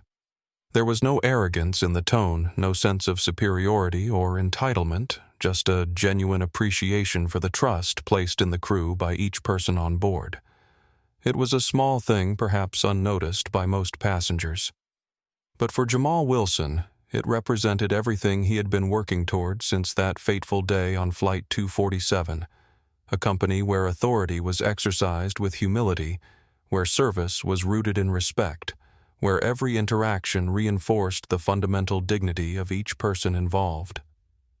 As the aircraft lifted into the sky, banking gently toward Chicago, Jamal gazed out at the receding Manhattan skyline. Somewhere in that complex tapestry of buildings was the office where his father had conceived and built Phoenix Airlines. Thomas Wilson hadn't lived to see its transformation into Firebird, but his values and vision remained at its core. For Jamal Wilson, that journey had begun with 5 words spoken in contempt: "Go back to coach where you belong."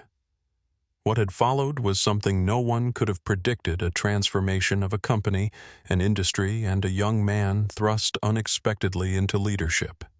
A story of consequence and accountability, of crisis and opportunity, of loss and renewal. A story of rising from the ashes stronger and more purposeful than before. A Firebird taking flight. If you found this story inspiring, don't forget to like, share, and subscribe to our channel. Your support helps us bring more stories of justice, transformation, and leadership to audiences worldwide. Have you ever witnessed discrimination and wished someone would stand up against it? Share your thoughts in the comments below. Remember, real change starts with respect, and sometimes it begins at 39,000 feet.